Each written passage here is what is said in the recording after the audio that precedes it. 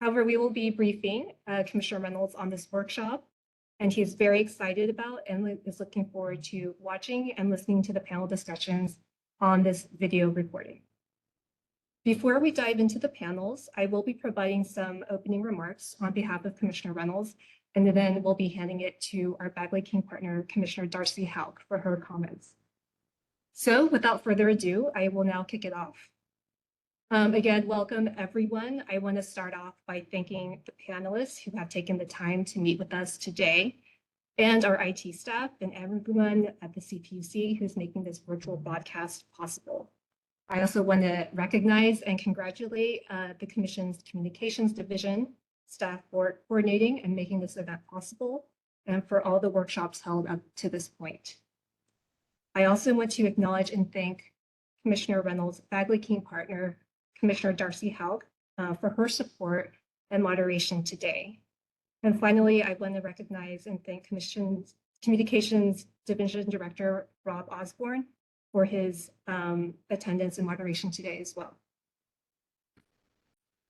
Today's workshop is focused on what we call the Kohler ecosystem, particularly accessibility, ancillary and adjacent services, and federal policy surrounding Kohler. The objective of today's workshop is to provide an opportunity for the CPUC to gain an understanding of the broader context and roles in which Kohlers operate, and the relationships and impacts between those roles to other services that we may not typically think of when we think of Kohlers. This includes the relationship between Kohler obligations and accessible communications, for example, for those who are deaf or visually impaired. We will also be looking at the particular network elements that support the provision of not only basic telephone service, but also ancillary services and adjacent services like emergency call boxes on highways and building alarm systems. Finally, we will also be looking at how changing federal policies could affect the guarantee of universal service in California, and potentially what role Kohlers may play in those scenarios. As Commissioner Reynolds has mentioned before at previous workshops and hearings, he appreciates the proposals the parties have been developing for this rulemaking, and what he thinks is a broadly shared consensus that all Californians should be connected, that we need modern networks to support our connectivity needs, and that we should not leave anyone behind, including customers with disabilities, low-income customers, and those in remote or low-density communities. With that said, he has also expressed a frustration that many of us have encountered in Kohler discussions of an intermingling of Kohler with copper retirement. These are separate topics, and as you have all heard many times, our Kohler rules are designed to be technology neutral. We don't care if you serve customers with copper, fiber, or mobile. We just care that you serve. As way of background and a refresher, in the 1990s, the Commission decided to designate existing incumbent telephone providers in each service territory to be carriers of last resort, or Kohlers, in their service territories that would be legally required to provide access to basic telephone service to anyone in its service territory who requested it. We acknowledge that most Californians today do not rely on basic voice services typically provided on plain old telephone service or landline telephone service, and are instead moving to more data-intensive internet-based services on cell phones or broadband. And these require support from modern, higher bandwidth communications infrastructure. That said, we do currently have a 100-plus-year-old legacy telephone network infrastructure that is already everywhere in the state and that has been used and continues to be used to provide universal phone service.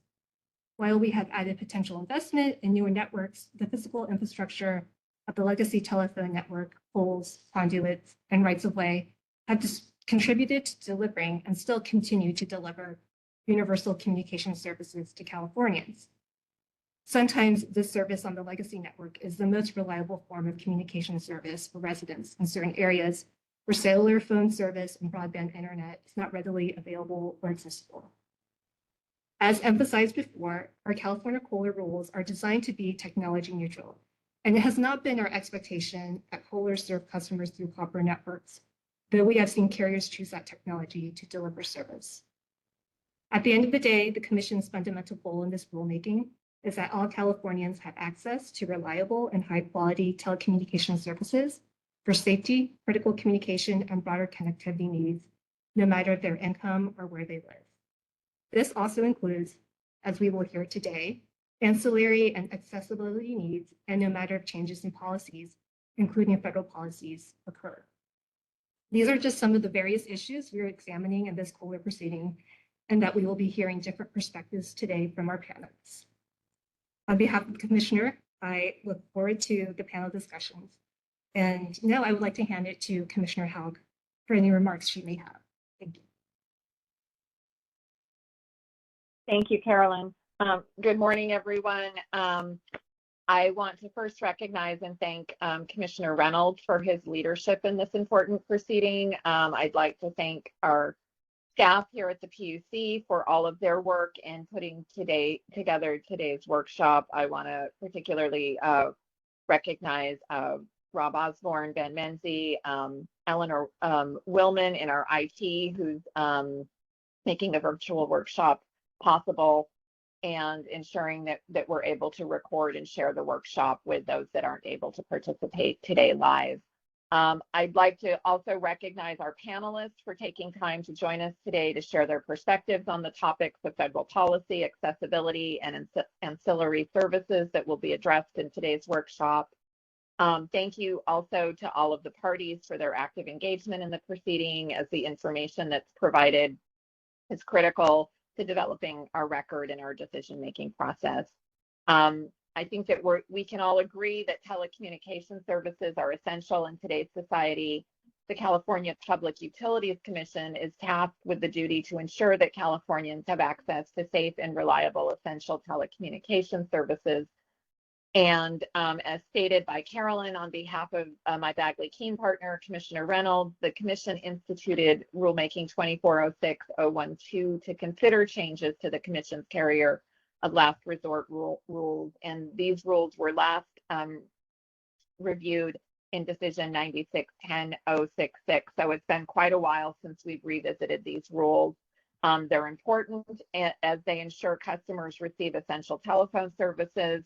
That, again, is critically important in today's society, given how much we rely on communication services. And as technology continues to advance and as circumstances change, we sometimes revisit rules to ensure that they're set up and that they can meet the needs of what customers are dealing with in the current time. So it's important that we hear various perspectives from those who are impacted by the rules to help us decide on whether and to what extent the Commission's carrier of last resort rules should be revised. In April, there were two workshops, one that focused on tribal and local governments, and then one on service provider perspective on carrier of last resort rules.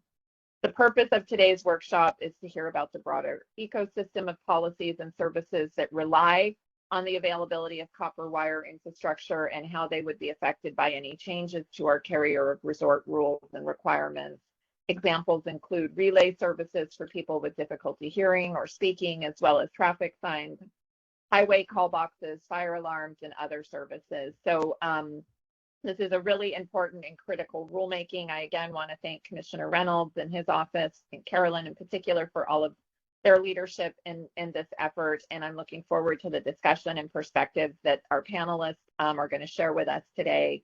The information obtained today is, again, critical in aiding the Commission in evaluating the existing rules and deciding what changes we may want to make. So again, I want to thank everyone for being here today. I want to thank those of you joining us remotely, and we'll now turn it back to, and I'm not sure if I turn it back to you, Carolyn, or to Ben.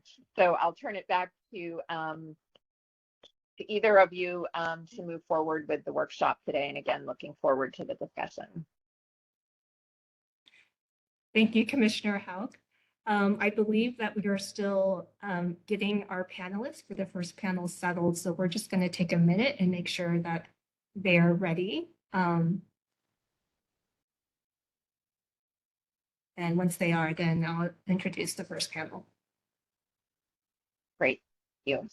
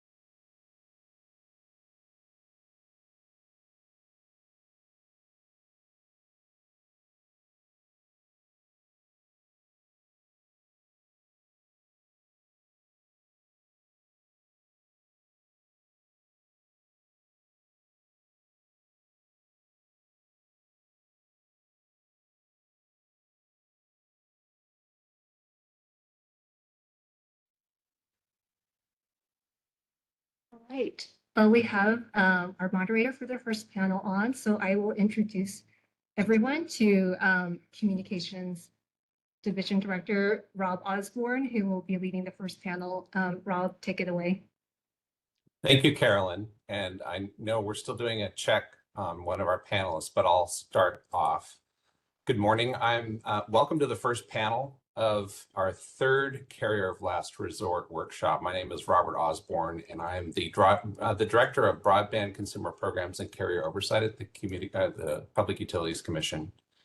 We have an exciting lineup today, and I want to introduce our two panelists. First, Harold Feld. Harold Feld is public knowledge's Senior Vice President, and for more than 20 years, he's practiced law at the intersection of technology, broadband, and media policy in both the private sector and in the public interest community. Feld has an undergraduate degree from Princeton University and a law degree from Boston University, and clerked for the DC Court of Appeals. Our second panelist, Catherine DeWitt, directs the Pew Charitable Trust's Broadband Access Initiative, which works to accelerate efforts to connect millions of Americans to affordable, reliable, high-speed internet. Before joining Pew, DeWitt was an associate with Booz Allen Hamilton, where she focused on broadband deployment, organizational management, and public affairs. DeWitt holds a bachelor's degree in communications and sociology from Penn State University and a master's in public administration from the University of Pittsburgh. So to begin with, I'll say a few words to set the stage.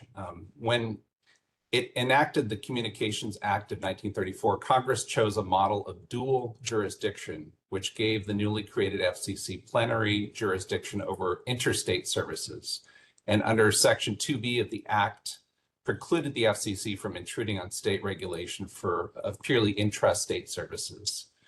As with other public utilities, the incumbent local companies made a regulatory compact with state governments. And in exchange for serving all consumers at affordable rates, the carrier of last resort, the company was given an opportunity to earn a reasonable return on its overall regulated investment. So intrastate rates were handled by the states and interstate rates were handled by the FCC.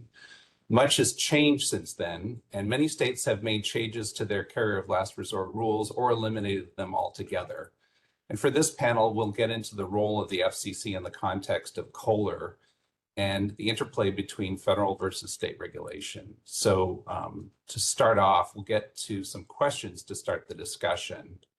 And I just want to confirm that we have both panelists. Yes, we do. Great. Good morning. So the first question I'll start off with is, how has the FCC's Section 214 discontinuance of service process and or copper retirement process changed in recent years? Harold, I'll start off with you if you don't mind. Sure.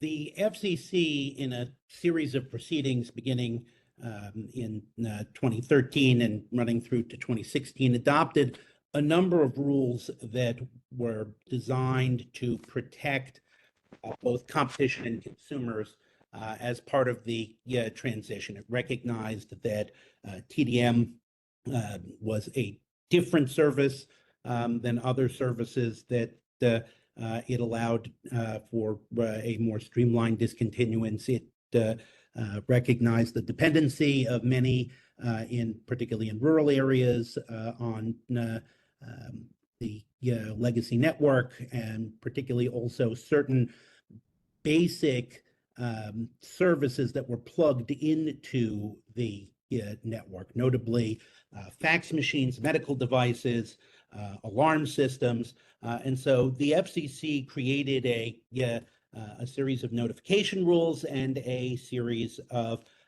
requirements that a legacy provider must meet in order to disconnect their service, most notably that they had to show that the service that they planned to provide was an equivalent or better service along a number of important technical metrics, and that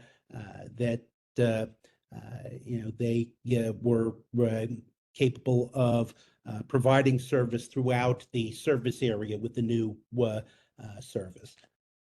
The Trump administration rolled back a good deal of these protections. Some of that was directly. They rolled back the protections for competitors. They limited the notice obligations for copper loop retirement, which is separate in some ways from discontinuance of TDM because you can offer traditional phone service over fiber if you want, but generally the two of them run together. And they relaxed the requirements for what a carrier must show in order to discontinue legacy TDM service, while they maintained the substantial substantially similar service test. They also said that if you can show that there is another provider throughout the region that is offering a similar service, or if you can show that there is a internet service that supports voice over IP, interconnected voice over IP, or if you can show that there is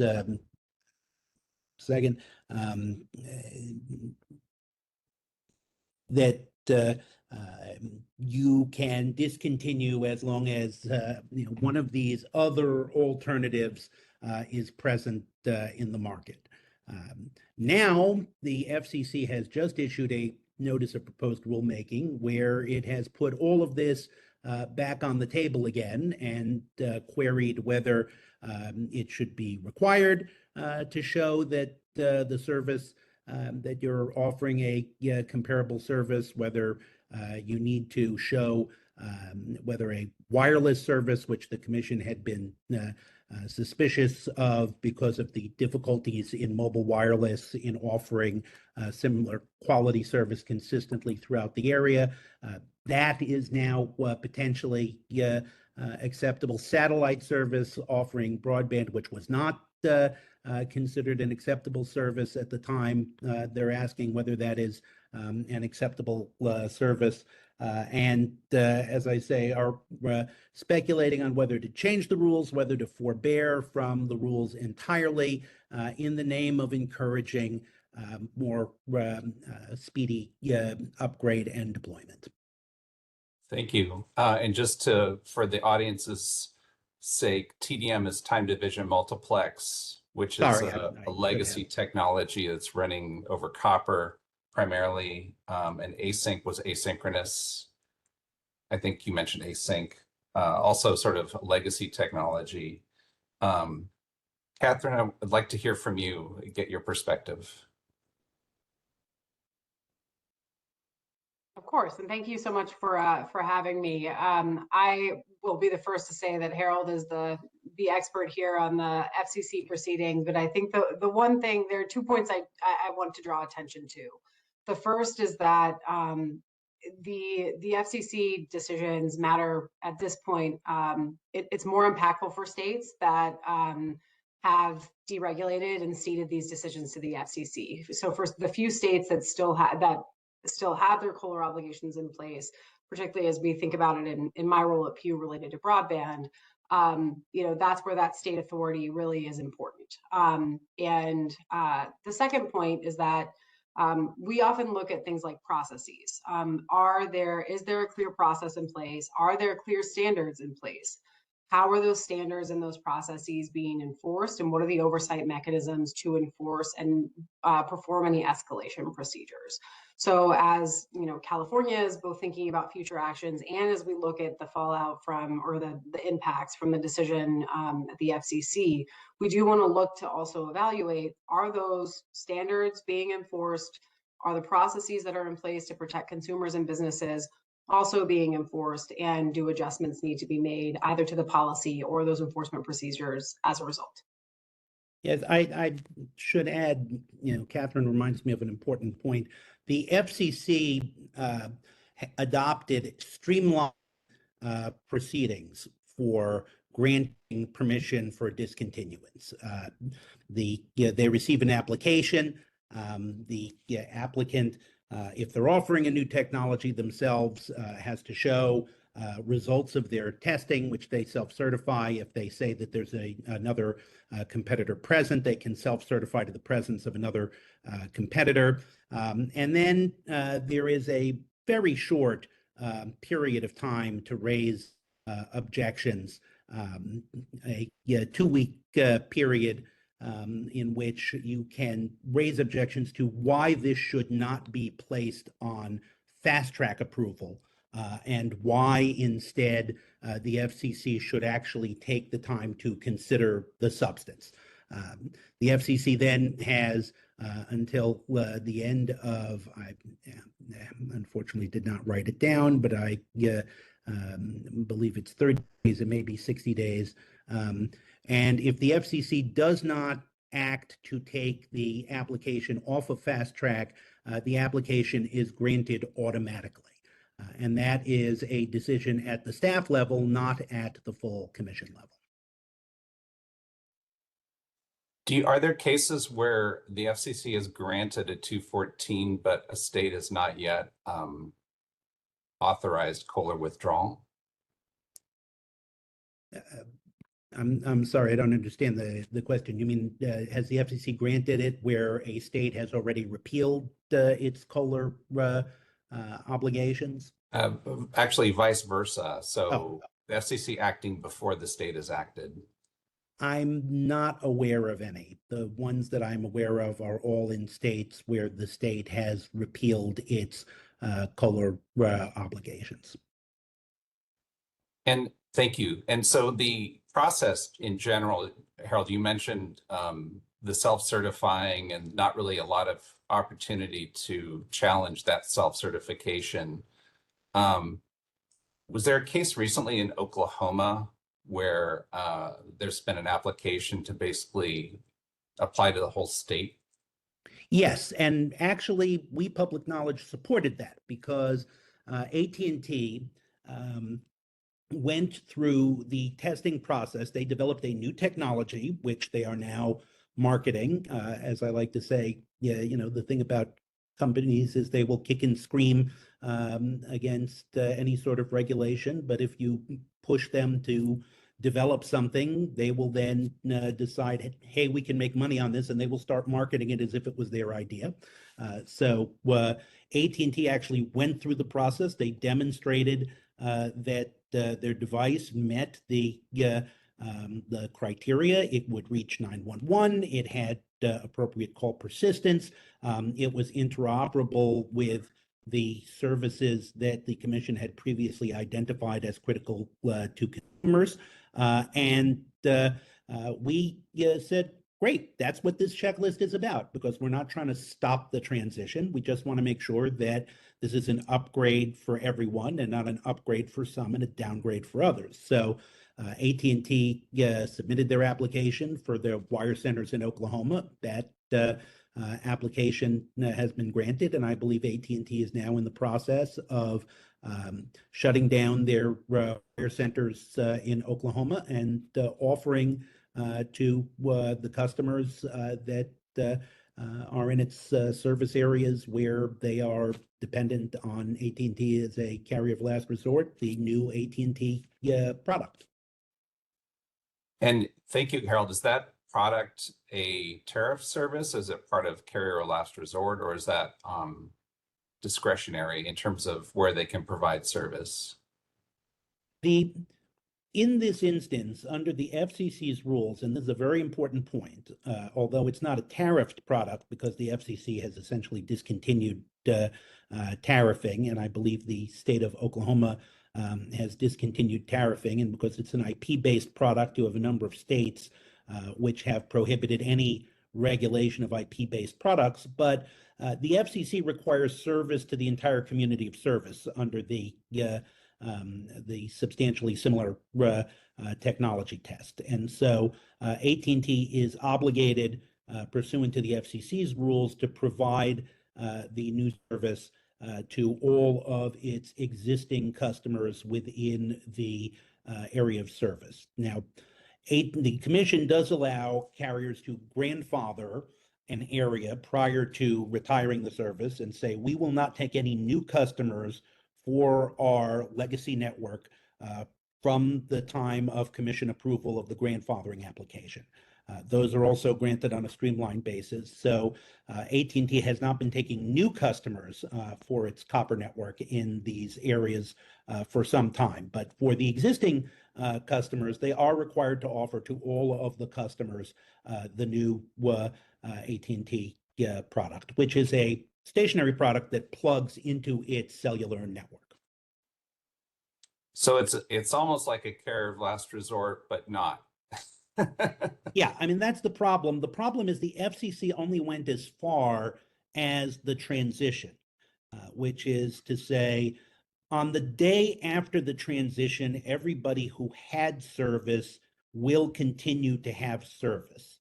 But there's nothing going forward from that, at least from the FCC's perspective. And so if there is nothing at the state level either, then the carrier of last resort has fulfilled its obligation and is treated as just another carrier.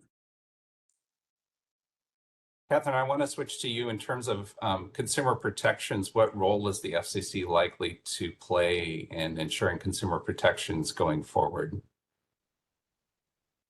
Well, I would be loath to speculate on the actions of the FCC and what they will do in the coming years.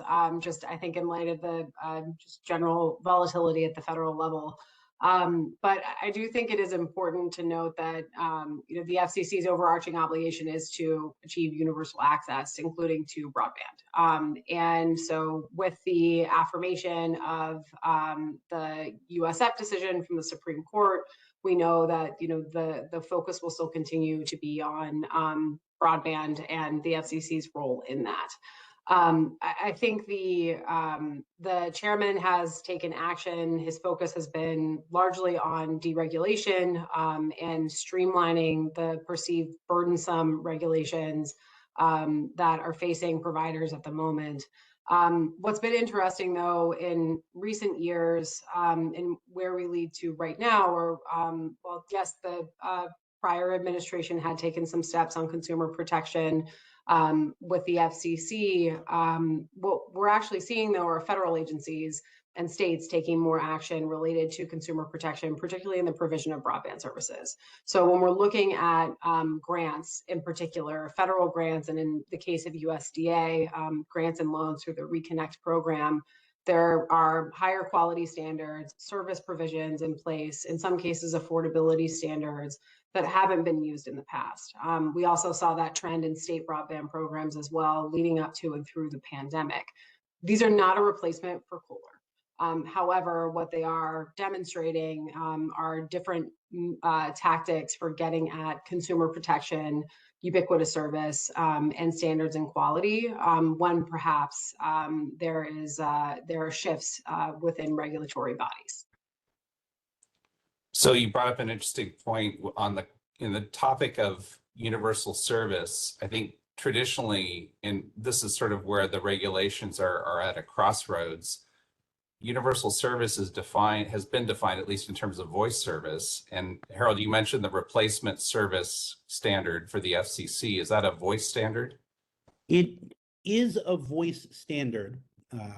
And the FCC maintains under its high cost universal service fund that because of the way the statute is written, that any recipients, even though the funds have been relabeled as broadband funds for deployment, nevertheless, they must maintain a voice service as a covered service. Otherwise, they can't receive the money. The FCC is asking in this notice of proposed rulemaking that has issued as part of the July meeting, and whether they should continue to require a voice service as a standalone service. Right now, you are required to offer voice as a standalone service. The FCC is asking whether it should continue that or whether it's adequate if it simply offers a broadband service that can support a voice service. The justification for this, as a consumer advocate, I say, seems to me to be perverse, which is that the commission says, well, this is a requiring the carrier to offer it as standalone is a financial burden on the carrier, which I'm like, true, but offering simply broadband and requiring a consumer to purchase a separate voice service in order to be able to reach 911 or simply to engage in voice with other people is a shifting that cost from the carrier to the consumer. That was why the FCC adopted the standalone rule in the first place. But so at least at the moment, it's a voice service, and it's limited to a voice service. If you just want to get the standalone voice service, you can, but that may change depending on what the FCC does as a result of this rulemaking. And you mentioned also whether, the notice of proposed rulemaking is looking at satellite, and I would assume that that would need to be, certain service quality for voice to support voice. The immediate thought is low Earth orbit because it has lower latency, but there's also the issue of just voice service quality and whether that can be maintained as services are scaled up and traffic increases. Again, this is one of the concerns of the notice of proposed rulemaking, where that has been the rule, that you need to show 25 down and 3 up, which the FCC regarded as necessary and consistent. You also needed to show no more than 100 millisecond lag in order to sustain a voice signal. But the FCC is now asking whether that should be necessary and whether just the 25 down, 3 up ought to be sufficient, and tellingly to what extent that needs to be a required showing for everyone in the service area. This is, of course, the problem with satellite and also with wireless, that just based on geography, or in satellite because it's a shared resource based on the number of customers in the area, you may or may not, as an individual in the service area, actually get the quality of service that you are paying for. One of the points of the protections in the existing FCC regulations was to ensure that all customers, at least all present customers, are supposed to have a voice product that is a consistent voice product. Yeah, and I think, the traditional metrics that are discussed, I don't think are adequately addressing the voice service quality requirements to carry reliable voice. And, we used to have the, the standard for evaluating voice, toll voice calls. And I don't think they use that anymore, but things like packet loss, jitter, user datagram protocol, all this stuff is important for streaming, to support streaming. And all we're looking at is megabits per second in latency. So sorry, I'm diving down into the rabbit hole, but it just seems like there's some other things we need to look at in addition to 911 connectivity, relay services for accessibility issues. There's a lot of other things that simply having the evidence of broadband isn't necessarily sufficient for supporting voice.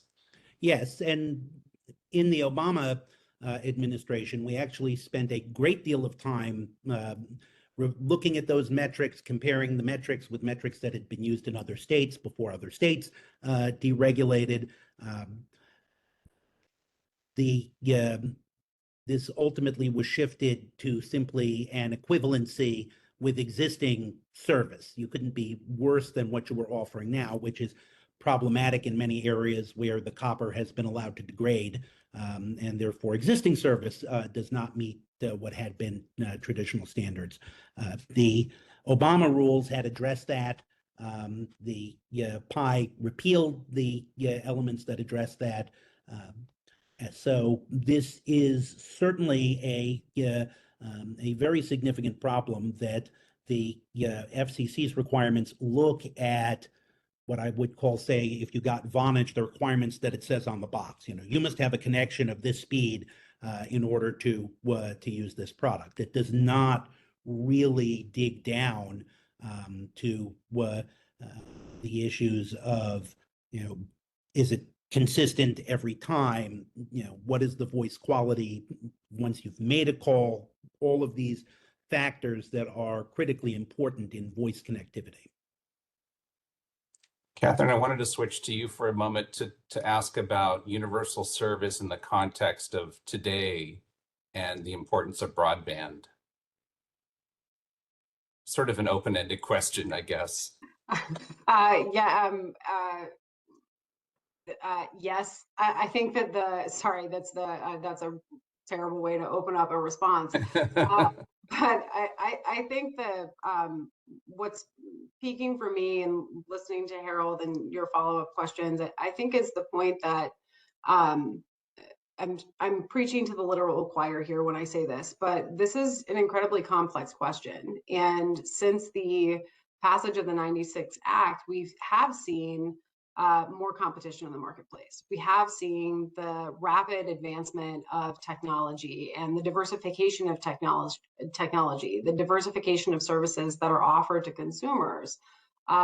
What is probably not surprising to all of us who work in public policy is that policy has had a difficult time maintaining pace with those technological advances and figuring out how to grapple with this question of what is universal service in light of both the evolution in technology and changing consumer behavior. How do we then guarantee that, recognizing that it may need to be a multimodal consideration? But when some of those technologies or some of those services are delivered via the same technology, then how do you translate that into enforceable policy? So this is my very roundabout way of saying, we consider broadband part of universal access, but it's not a regulated utility. So we're still in the process of figuring out, how do we treat broadband and guarantee and ensure that every American has access to a high-speed, reliable, and affordable connection that they can rely on for all the things that they need for today's usage. But that is still that's a challenging thing to answer, while at the same time trying to figure out how to guarantee basic service to telephone. And I think what we're seeing in California, there are parts of the state that are just not economic to serve, and they've been traditionally supported through high cost funds. We have a state high cost fund, and we also have there's federal high cost fund support, but that seems to be being phased out. So I'm wondering if the burden for high cost is now falling more and more to the states. And as we're moving toward Catherine, as you said, a multimodal universal service, what does that look like? I think from the sense of your question on the high costs and the shift of the burden shifting to states, I would say yes, but not in the way that folks who work in the utility space would define high cost. When we talk about high cost in the context of broadband, it's obviously it's a legal definition in this instance. And for us, it is talking through the most expensive and hardest to serve communities. And there are many reasons for that, but that's solved through grants. And in a few instances at USDA, it's solved through loans as well. So when you're talking about the cost burden on states in particular, yep, they are. And some states were dedicating significant state appropriations and funds to that leading up to the pandemic. They continue to do so through the pandemic. And the federal funds that are being awarded through the Broadband Equity Access and Deployment Program, Capital Projects Fund, which are an infrastructure bill program and a Recovery Act program, recovery plan. Sorry, you're seeing my legacy work there, and Recovery Act just coming out. But it's an IJA program and an ARPA program. Those will make a significant dent in bringing those unserved households online. But the need for ongoing capital support for the deployment of services and then the operating expenditures to both maintain service and upgrade networks over time, those cost considerations are not going away for states. I think you're spot on. And I think that's one of the challenges in getting providers to build in those low density, more rural parts of the state is there's not a subsidy in place to make that an ROI positive investment. So it's hard to get companies to go there. Hence, we have carriers of last resort with very little options. Harold, what are your thoughts on the high cost support? Well, I think this is an excellent point. It should be kept in mind that the point of the Communications Act of 1934 and of state statutes in this area is to push carriers to do what the market would not make them do. That network economics works in a particular way. There are regions that simply will not be affordable. And we have experimented over the years with ways in which to work that, from mandatory service throughout the entire service area, where we expect the revenue of the cheaper to serve areas compensates for the harder to serve areas, subsidies in a variety of forms, explicit or implicit, but network economics has not changed. And satellite technology does not provide an acceptable substitute. I have been hearing throughout my entire career how satellite solves the rural problem. It does not. Even if we accepted that it offered similar quality, which it does not, even if we accepted that it was affordable in the same way, it is not. The reality is that there are places where satellite does not reach, valleys, forested areas, other places where you buy the dish, you attempt to get the signal, and you just don't get the signal. So we have to accept that there will continue to be places where, absent high cost funding, there will not be service, which is problematic, not merely for the social contract reason that we have committed. In fact, since we had a mail service at the founding of the Republic, that one of the things that makes us one nation is we have systems where we communicate with each other. But additionally, for all of the economic reasons, if for nothing else, then it would be nice to have people willing to live in rural areas to grow our food and engage in other important industry that takes place in rural areas. We need to have this communication, and it needs to be not simply a broadband connection, but a voice connection that interconnects with 911, and where we do not expect that the consumer must pay additionally, it's not like we're giving them this broadband subscription for free. It's so, we're asking them, it can't be that you also have to pay twice for something that we agreed 100 years ago is a basic necessity. The good news is that now that the Supreme Court has declared that the Universal Service Fund is constitutional, does not violate non-delegation, there is interest to some degree in Congress in trying to recreate USF for the 21st century.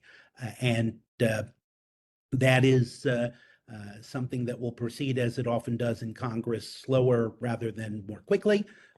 But that debate is now ongoing, and there is opportunity here for stakeholders to press through their state governments, through on their own to their members, that a reworking of USF must not abandon basic voice service and 911 connectivity. And Harold, thanks for mentioning that again, the Universal Service Fund case. And Catherine, you mentioned this as well. What are your thoughts on the role of the FCC with regard to Lifeline? I know we've had the EBB, we had the ACP. Seems like the FCC has been trying to phase out the voice component of Lifeline, and yet they still seem to recognize the importance of it. Catherine, what are your thoughts on the FCC and Lifeline?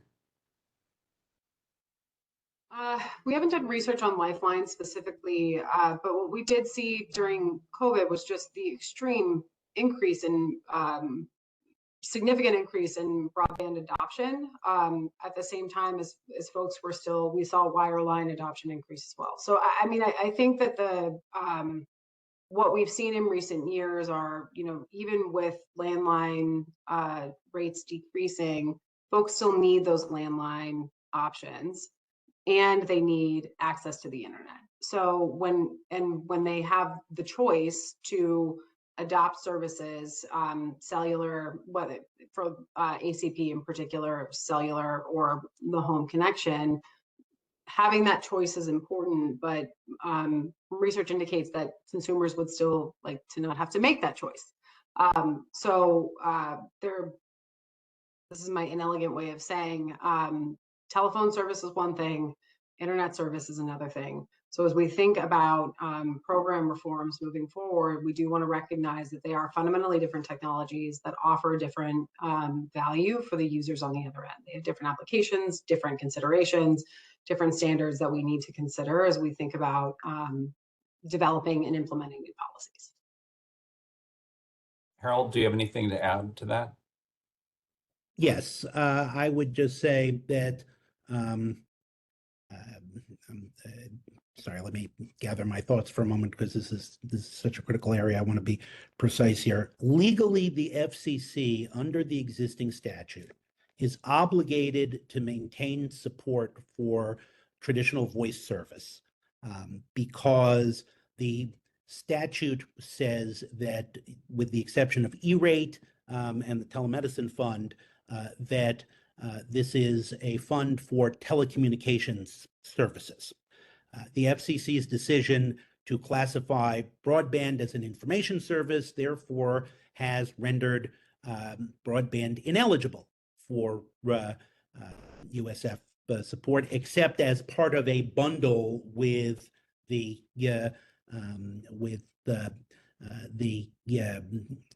supported service. And the 10th Circuit, in reviewing the FCC's decision on this over 10 years ago, where the FCC proposed this, we're going to bundle them together and then the consumer can choose one or the other, said, that's fine.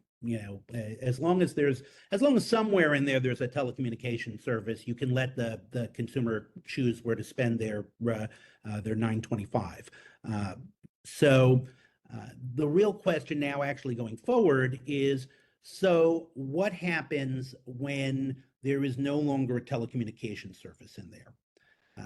The FCC, when the Mozilla court, that is to say, when the first 2017 order by the Trump 1 reclassified broadband as an information service, the court said, well, you forgot, among other things, to figure out the impact on Lifeline. Go back and figure that out.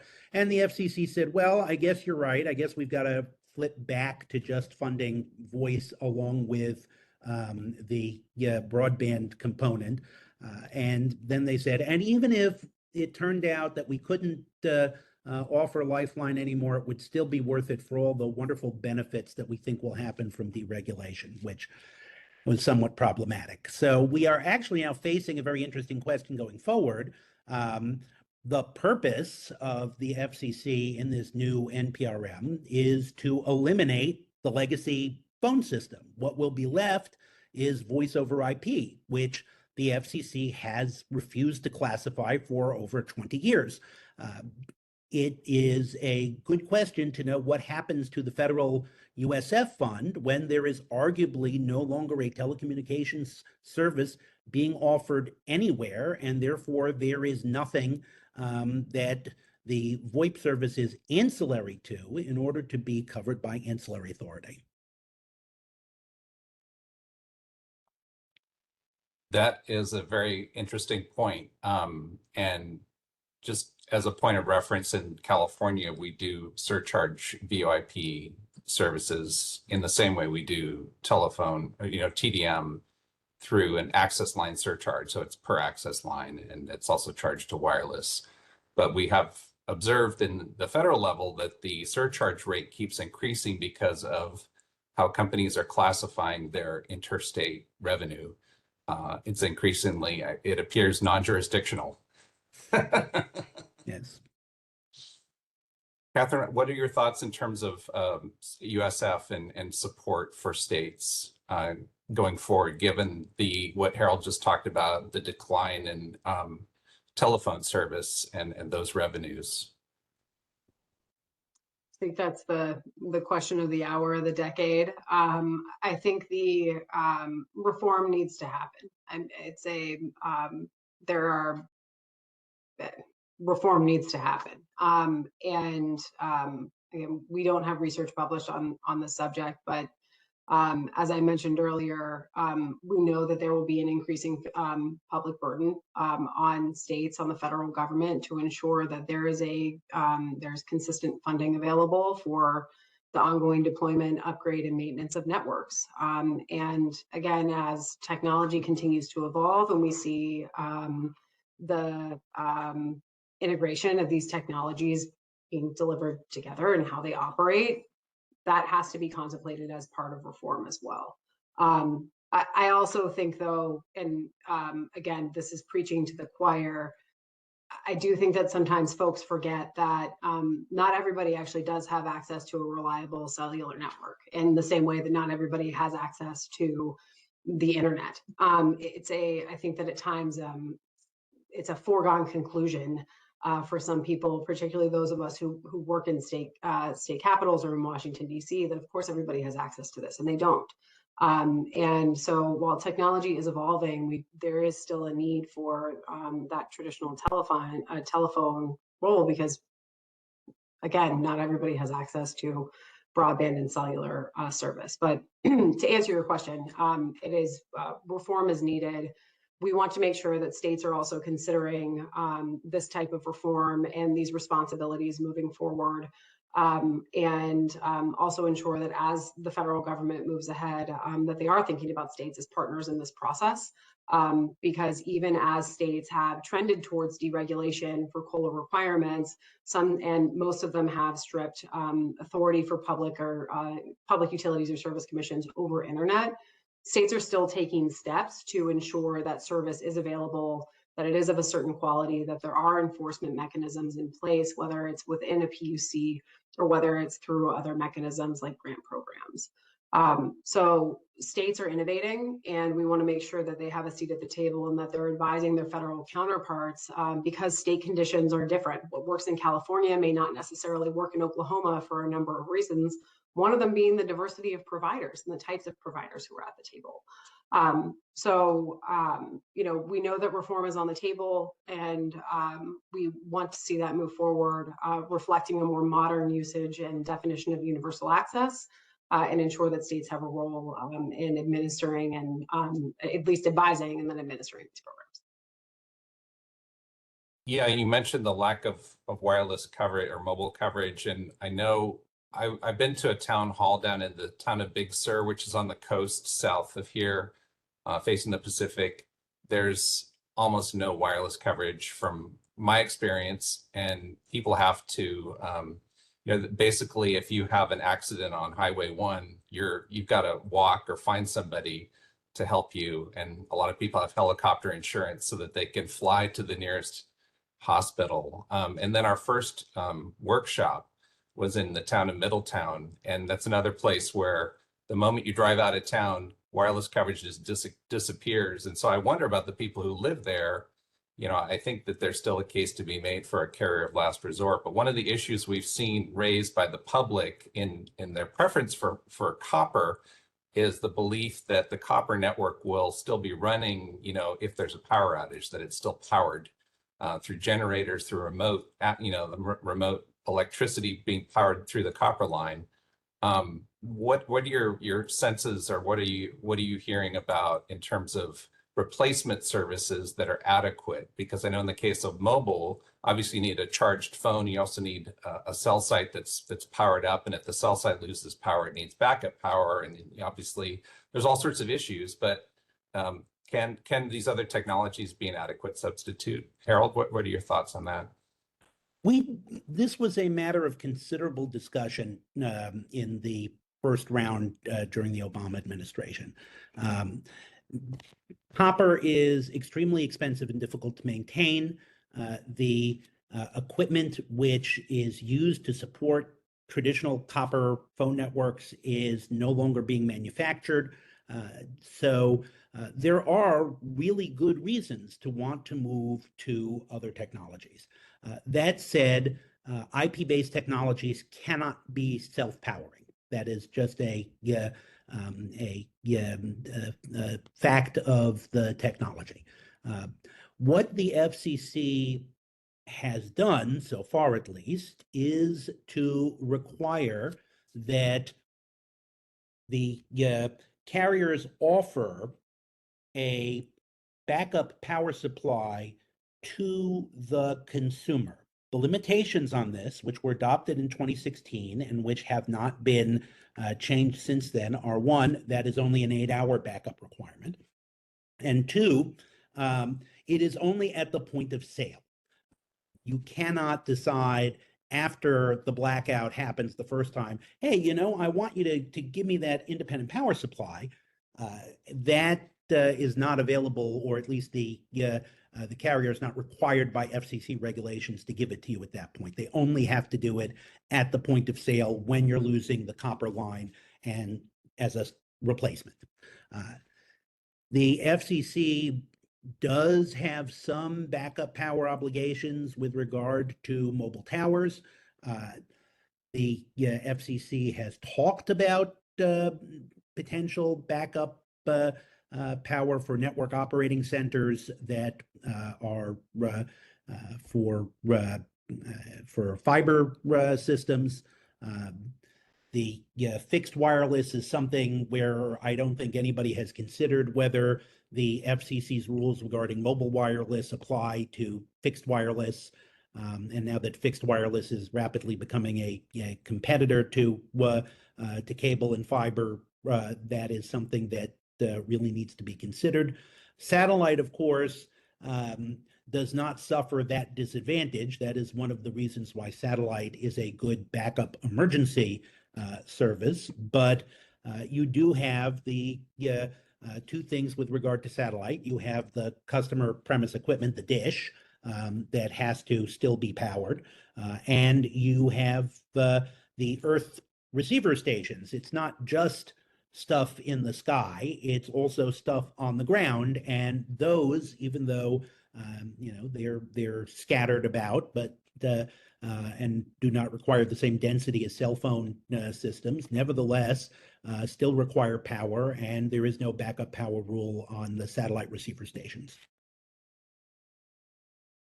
Yeah, and I noticed that some of the mobile carriers are now equipping their mobile devices with satellite connectivity so that you have that as a fallback.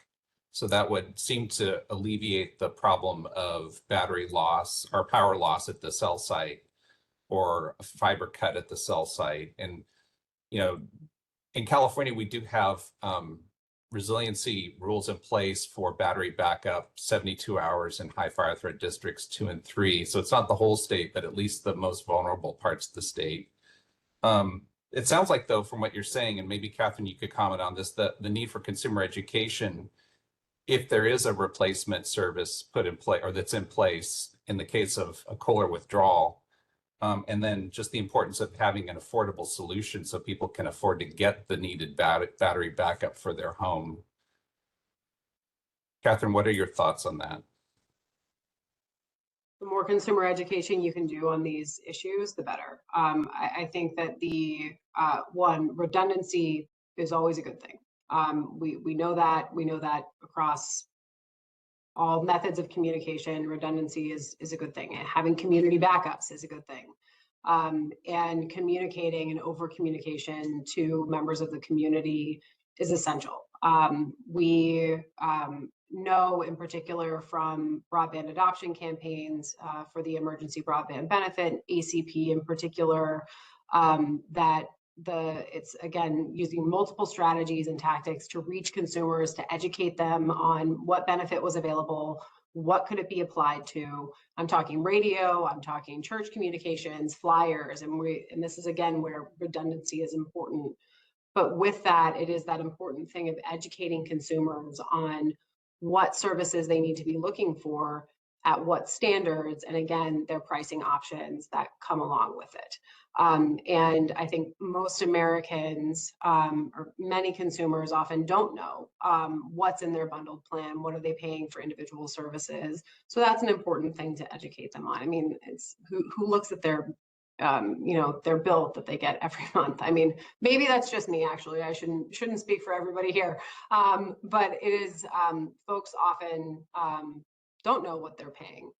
So to educate them and using your community outreach, using public service announcements, is really critical to signups. And I think one of the most disappointing things about the end of ACP was to learn the data coming forward that so many folks weren't aware of the program, but right as those outreach campaigns were really hitting their stride, that's when the funding ran out. So what we know is that broadband adoption campaigns work. They are more effective when they are targeted at individual communities. They are more effective when you are using multiple strategies to target the same population, when messages are delivered from trusted members of the community, and when they focus really on educating consumers about what options they have to choose from.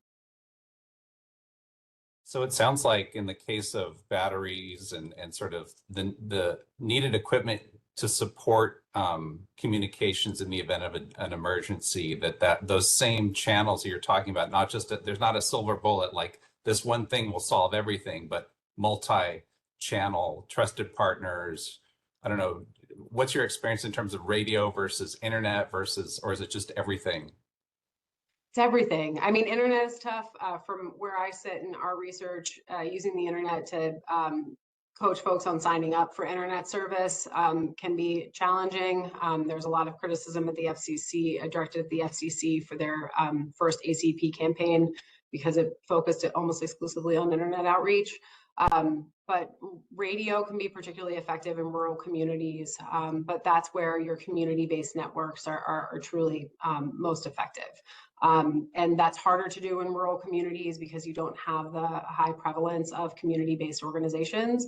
But your ag extensions, your county fair sites, those are really your churches, obviously, those are the places where they can be very strong partners in getting the message out. And again, because they're also trusted sources of information.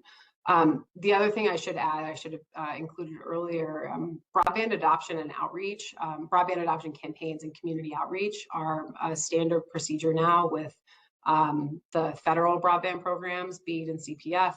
And that's a result of states actually requiring them to.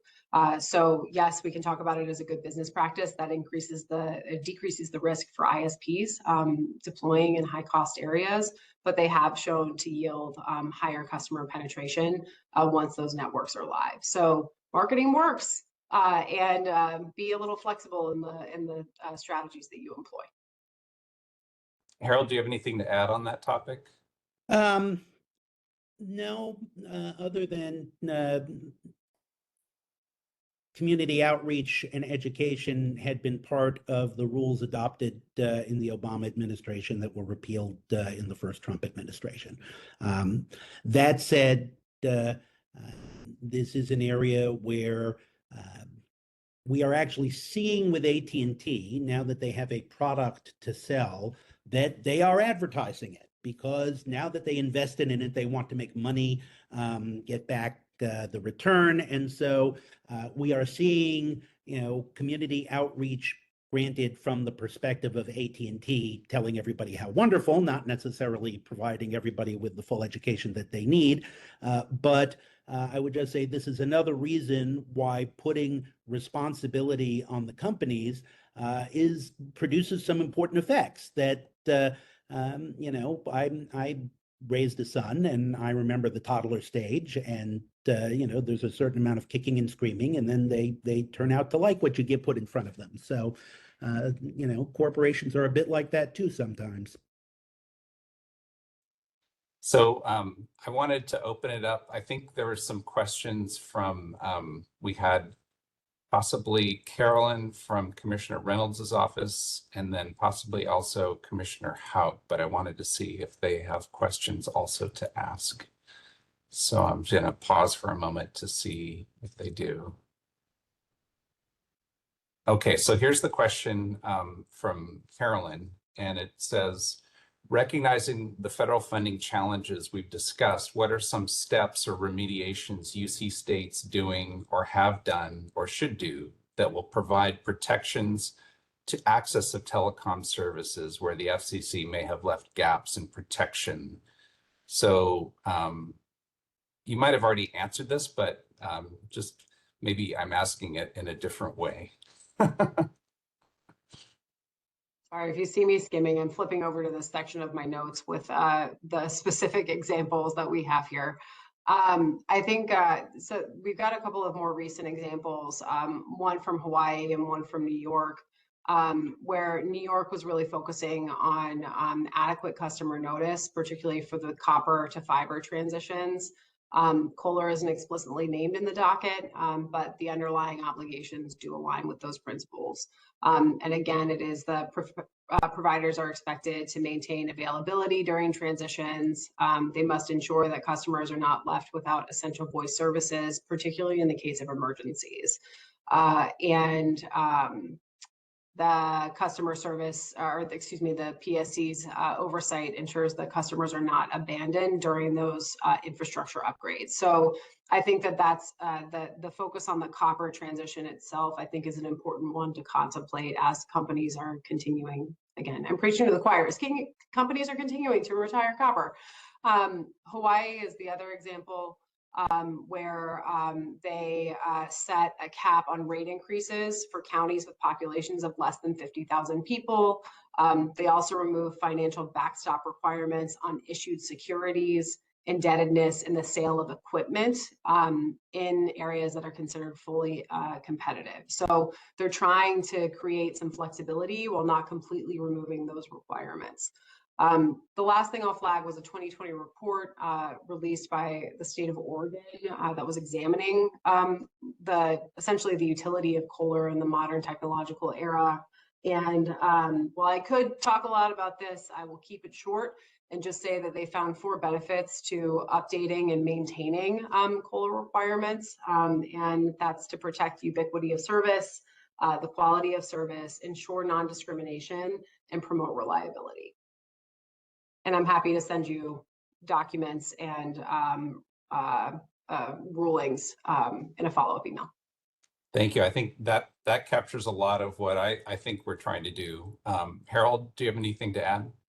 Unfortunately, I'm not very familiar with the situations in the states. I can provide some negative examples, which is there are unfortunately states where the legislature was so thoroughly lobbied that they have actually removed the authority of the state PUC to even track and receive complaints. Florida is one of these, which makes it very difficult to know what is going on. The FCC does not do any follow-ups. In some states, as I say, they're not even allowed to take complaints and keep track of the complaints. So it has unfortunately become something of a black box. Yeah, that was certainly a challenge in trying to look at what's happening in other states, is in cases where they're not even allowed to collect complaint data. You're like, okay, newspapers, it starts to become a real search. Yeah, and I think in what was mentioned earlier about the copper issue and having to find spare parts on eBay, you guys didn't mention this, but I've heard this from carriers that they're having to find spare parts on eBay. I mean, it's pretty dire, and I don't see any interest in wanting to maintain copper for copper's sake. I think we're trying to find services that are equivalent and maintain the same protections and affordability and that sort of thing. So I want to thank you both for your time today. Thank you, Catherine. Thank you, Harold. This has been a really fun discussion. I was really looking forward to this, and I'm so happy to meet you, at least virtually. And we'll be handing this off to the next panel. So thank you again for participating, and we'll hopefully see you again in another venue. Thank you very much for having me.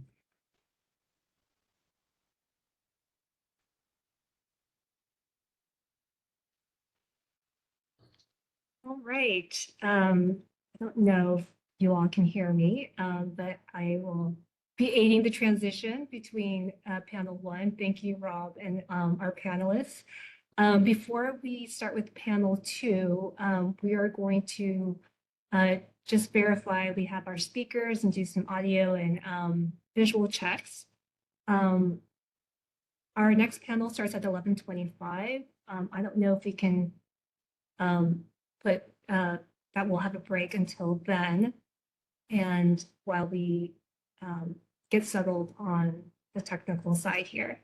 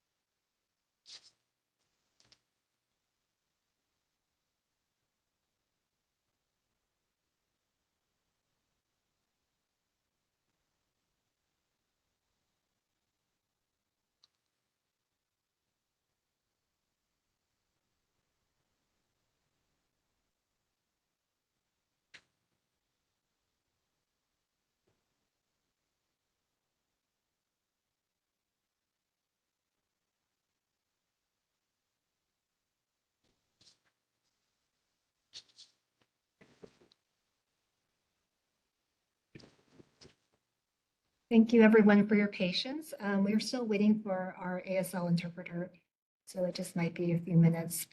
We also will be doing an audio and video check of our panelists, so hang tight.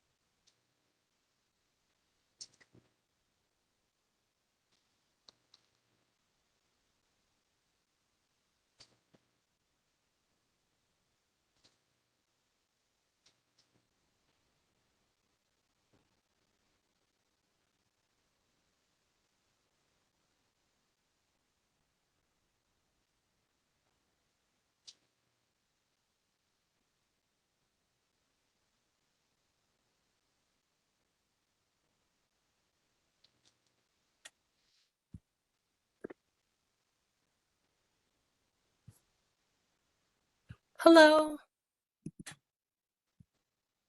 Can you hear me? Yes. Okay. Hello, we can hear you.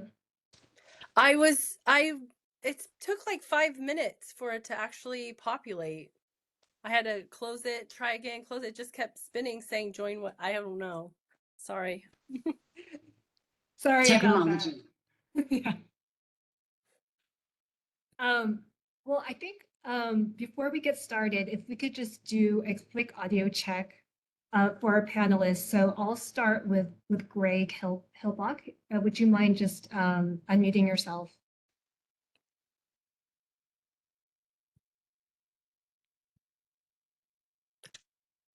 Oh, you want me to unmute myself? Oh, Apologies.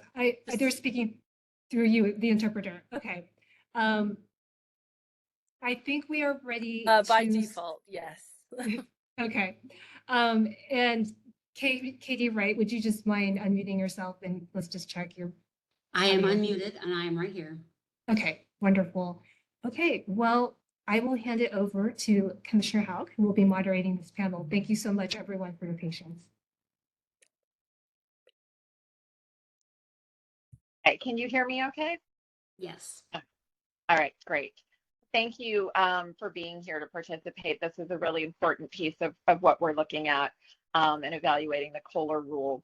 And the objective for this panel is to understand the relationship between COLR obligations and universal service to ensure accessibility of communication services to customers who are deaf, hard of hearing, or disabled, especially as COLRs consider retirement of legacy copper networks and consider whether changes to COLR obligations are necessary to ensure universal service and accessibility of services delivered using IP-based advanced network.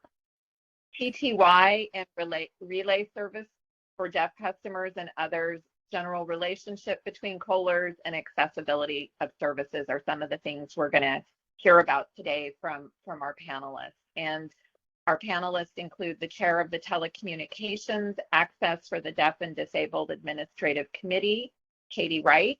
We also have from VP, Greg Hilbach, and from Convo, Jeff Rosen. So we're really pleased to have all of you here today.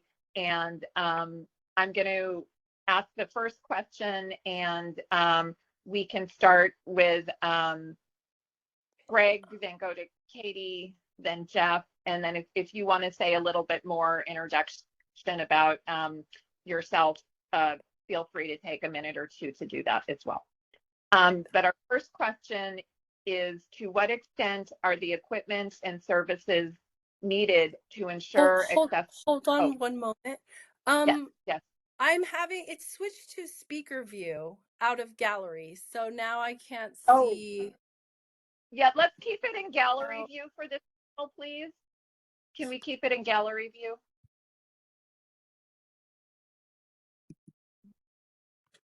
Yeah, because I can't interpret if I can't see signing. Right. Can we keep it? Yeah, thank you. Yes. Great, thanks. So I will restate the question, and then I will also put it in the chat after I say it as well. Let me just make sure I'm copying it. To what extent are the equipment and services needed to ensure accessibility of communications compatible with an advanced network of IP-enabled infrastructure? And then I'm also going to put it in the chat. And if we could start with Greg. Yeah, hi everybody. I'm really happy to be here to share my perspective and my experience. I'm working with the FCC, focused on development of the regulations and seeing all of the changes from just, TTY1 equipment to having several different options now for deaf and hard of hearing, blind, and etc. There's switching over to it's 25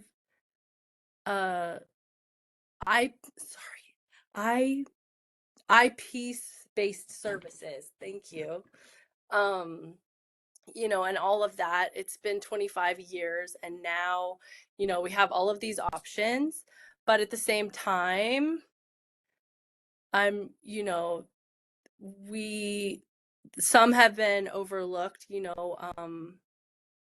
have all of these categories continuing to use that, people are still relying on TTY, landlines, and now I'm recognizing that we're showing the next level of where still it's a good number of users are depending on TTY and landline, and now there's more resources available, from TTY all the way to iPhones, to the relay phone, to captioning services, for hard of hearing. And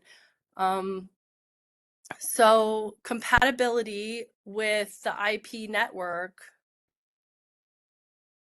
really, it varies depending on the individual needs. It's not a one size fits all in general. We've made great advancements with IP based for VRS, but we still are not able to, you know, we don't have deaf and blind options for that yet. We don't have any visual, tactile. Yeah, so that's some, you know, those people have kind of been left out. And some senior citizens as well who still are not technologically savvy. You know, in my company, we provide a lot of technical support to senior citizens that are not tech savvy, you know, up to today's things with iPhone, IP, you know, services, and, you know, all the buttons. It's very confusing for a lot of senior citizens. And some, you know, rural areas, farm areas, they don't have the same availability or the signal with the Wi-Fi, those kind of access and availability, to summarize some of the issues that I've seen today. Yeah, well, I might have left some things out, but.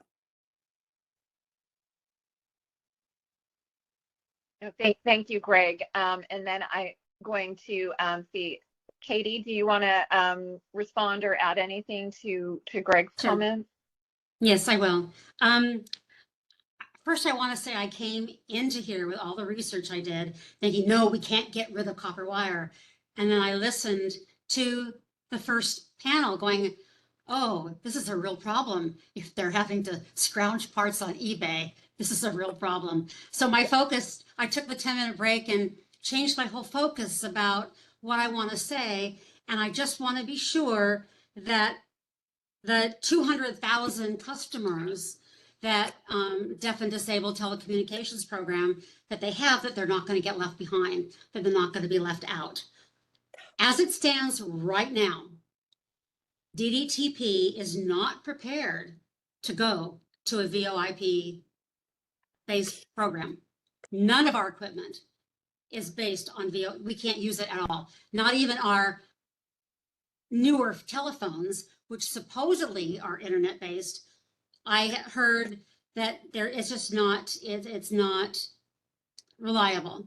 So this, as I'm listening to the first panel, I'm realizing this is so tied in to the modernization OIR that we're talking about, that DDTP wants to modernize the program. It's like we can't get rid of Kohler if we don't modernize the DDTP program. We have to be able to offer equipment that's internet based. And as of right now, we can't because of our charter. We have 7 devices that still rely on copper lines, copper wire. And those devices, in the last 3 years, those devices, we have handed out over 10,000 of those devices. We can't use relay services without copper wire. We need copper wire for relay services. We have had, I have that number right here. In 23-24, are you ready for this? In traditional relay service, we had 178,000 relay calls. We had 83,000 caption phone calls. And speech to speech, which is vital for so many, there were almost 20,000 speech to speech relay calls. If those people are, if they don't have access to copper wire, they can't use those services. So I'm wondering, one of my questions before I listened to the first panel was, is there broadband technology that can reach those areas up in Northern California, the areas in Big Sur? Is there technology to do that?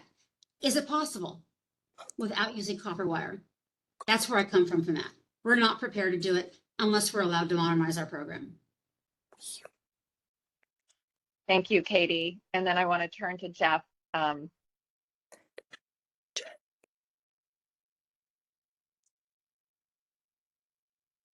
Hi, everybody. I want to say I appreciate Greg and Katie, your experience explaining all of that, very good responses to the question. Really, I want to add a few comments. The demographics, talking about deaf and hard of hearing, deaf blind as was mentioned. Sorry, it's hard to see. Continuing in, for example, we move, it's blurry. Having the smart devices, it's just freezing a little bit. Keep going.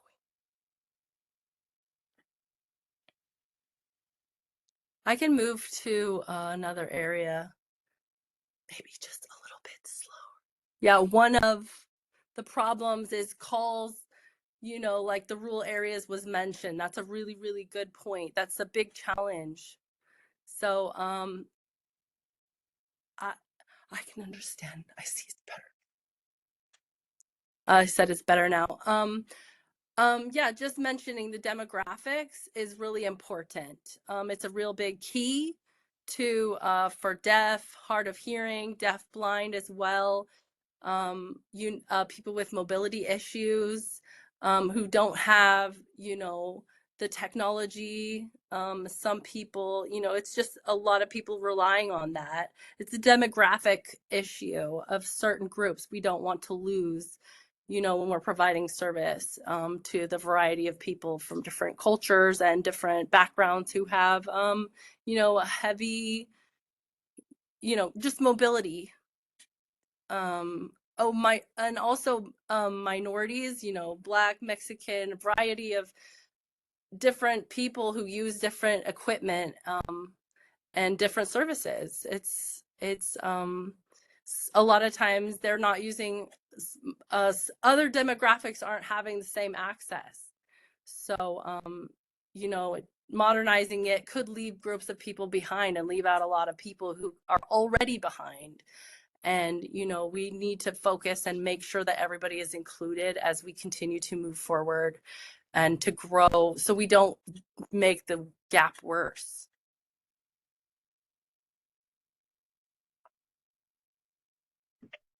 Thank you. Those are all really important points that we need to be looking at. And following up, we understand that there's technology challenges and there's challenges with making sure that we're keeping the demographics in mind. What, for the next question, following up on that, what changes to the COLR obligations? Can I request a spelling on COLR? Is that K? Yes. C? It's COLR. Thank you. What changes to the COLR COLR obligations are appropriate to ensure the continuity of universal service for customers no longer served by legacy infrastructure? And Jeff, would you mind starting? Or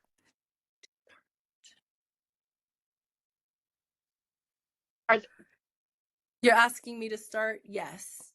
Yeah. Okay.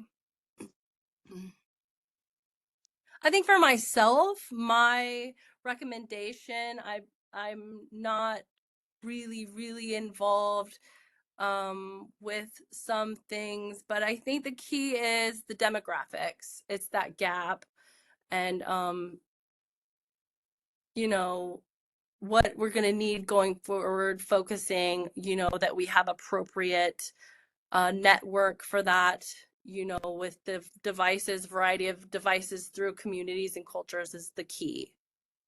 I understand that, you know, the communities, you know, we have to make sure to focus on making an effort, and with the resources, sometimes they're thin, and, you know, there's a struggle to make sure that there's enough resources for everything that needs to be done. So I understand that that is an issue, and how we can move, you know, it's a very deep discussion, but I think it's important that we include communities into the discussion.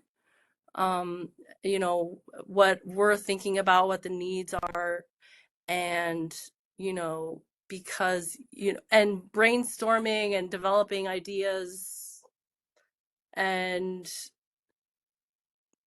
it's important to be very understanding, including the people that are affected and who need that's a strong point, just including those people and their own perspective.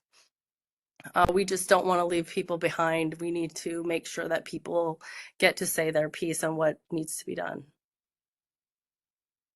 No, thank you. That is important. We need to make sure we're hearing from the communities, and I think along the lines of what you said in some of the prior comments, and if others, Greg or Katie, when you respond, it sounds like, and let me know if you agree or disagree, that part of me looking at whether the COLR obligations are going to be able to meet the needs of the deaf and disabled community is going to go hand in hand with, I think, as Katie mentioned, the modernization effort for the program overall. And I don't know, Jeff, if you have anything else you want to add, or we can go to Greg, then Katie.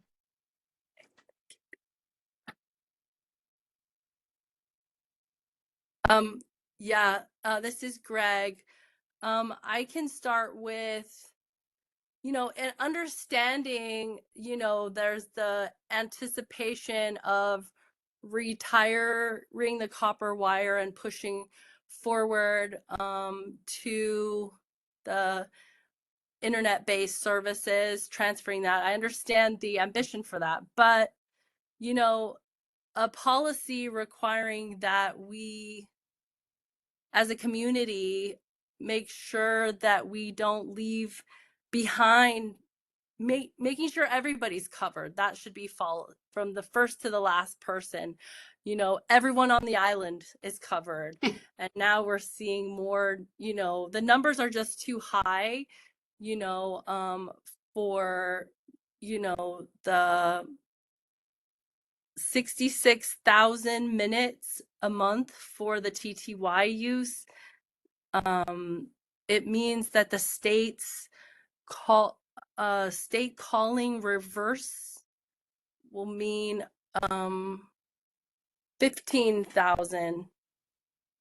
Is that what's convo? Conservative, thank you. A conservative estimate I would say maybe 15,000 people out there are still relying on TTY if there's that many calls. So, calling, maybe it's life safety phone calls are being made. There's an obligation to those people that they have access to emergency services and those important phone calls that are being made. So it's a good policy to make sure to base regulations that every single person is covered before retiring that copper line for TTY.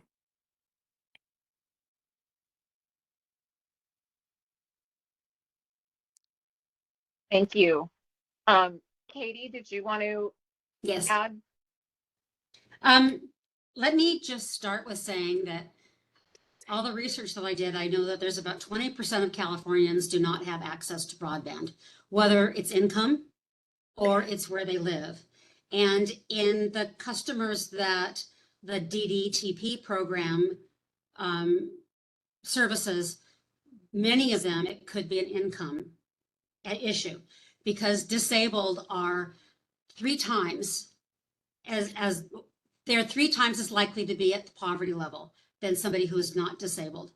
So we need to consider that if we move to some kind of a broadband, no matter what broadband it is, are they going to be able to afford that broadband? I'd like to give an example of one of the men that's on our committee. He has cerebral palsy. He's very intelligent, but he absolutely depends on the speech-to-speech relay. Without that speech-to-speech relay, I gotta find my notes here. Without that speech-to-speech relay, he can't order transport to get somewhere. He can't participate in our committee meetings. He can't call to make medical appointments. He can't call to keep in touch with the social aspects of his life. And we know that when you're disabled, you tend to be more isolated, and the social becomes very, very important. Because I would also like to say that the suicide rate among disabled is also much higher than the regular population. And a lot of that is because limited access to mental health services, limited access to healthcare, and just the social aspect. So if Kevin has to choose between $40 for a doctor appointment or $40 for broadband, what's going to happen to him? That's a decision that he's going to have to make, and we need to take that into consideration. I'd also like to point out, I have questions. As I was doing my research, I came up with questions. The areas that broadband is not there now, those are the underserved priority areas. I was looking on the broadband map. Is there some kind of guarantee that those areas are going to get some kind of broadband? Is it going to be there eventually? Is technology going to evolve? Are the telephone companies going to make sure that there's some kind of broadband in those isolated areas? If COLR goes away, there are at least 5,000 people that will not have access to 911. And then you think, okay, does that apply to reverse 911? What about emergency evacuations? There are horror stories of disabled who did not get notification of the wildfires that were going through their neighborhoods. If we're dependent on broadband, is that going to go away? And that was it. I want to know, is there some kind of guarantee that those areas are going to get some kind of access? That's it. That's an important question, and that's part of, you know, what we're looking at through this rulemaking. How do we ensure that service is provided to everyone? And following up, I know each of you have touched a little bit on this, but can we talk more specifically about, you know, are there differences in the compatibility of equipment or services between wireline and wireless service? And then Katie, do you want to start? I'll go. Well, yes, there are definitely differences between the two.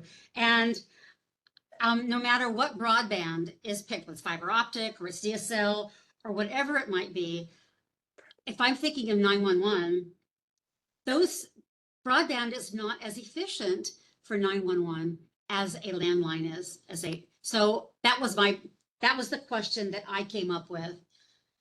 Are people going to be safe if they can't identify where they are in an emergency, if they don't have a copper wire, especially in those isolated, high danger wildfire areas?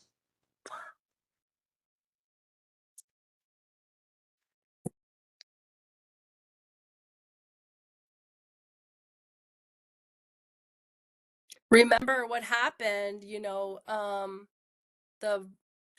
8 years ago, the fire, North California, where there was a deaf couple that was sleeping upstairs on the second floor, and they weren't aware that the firefighter had even come into the house, and they were the last. If they would have stayed 5 more minutes, you know, they would have been lost in the fire, you know, because there's a light alarm system, though, that was set up on the first floor, but not on the second floor. So they slept through the alarm. And it's just the little things that need to be considered. And it's really important to have alerts and rules made to include customers and to educate customers. Customer education. You know, everything, you know, every customer needs to be included in the education as well. Some of the demographics, you know, that receive different information, you know, heavy sense, you know, that rely on word of mouth, or say Spanish speaking people who've just moved here, you know, that aren't getting some of the information the same way that we're getting it. You know, or people that get it through a different way, or, you know, just all the different groups and the different modes of receiving the information. Can I just say that example that you just gave about the family and the fire, that was the first year that I was actually on the administrative committee for DDTP. And when I saw that article in the newspaper, it lit up a passion in me on my first year on this committee that we've got to be sure that we reach everybody. And because I know that when I take my hearing aids out at night, I'm deaf. A tree could fall on my house and I wouldn't know it. And I wouldn't hear a firefighter pounding on my door. So there are emergency things and alarms that we depend on. And I don't know whether those can be done with broadband services, if it need to be hardwired. So yeah, that example that lit up my passion for being on this committee. I'm glad you brought that up. Thank you. No, thank you. And Jeff, did you want to add or anything else? Yeah, you know, I used to be with the Committee for Disability, National Committee, the dealing with the policy issues with the ADA. Okay, there was a lot of variety of responses to emergencies. And that was back then, you know, during the Hurricane Katrina. We were talking about a lot of those same issues, that people weren't prepared. And, you know, a lot of people, and also the wildfires as well. You know, some people from even, you know, worse in that time, wildfires is a really, really big issue.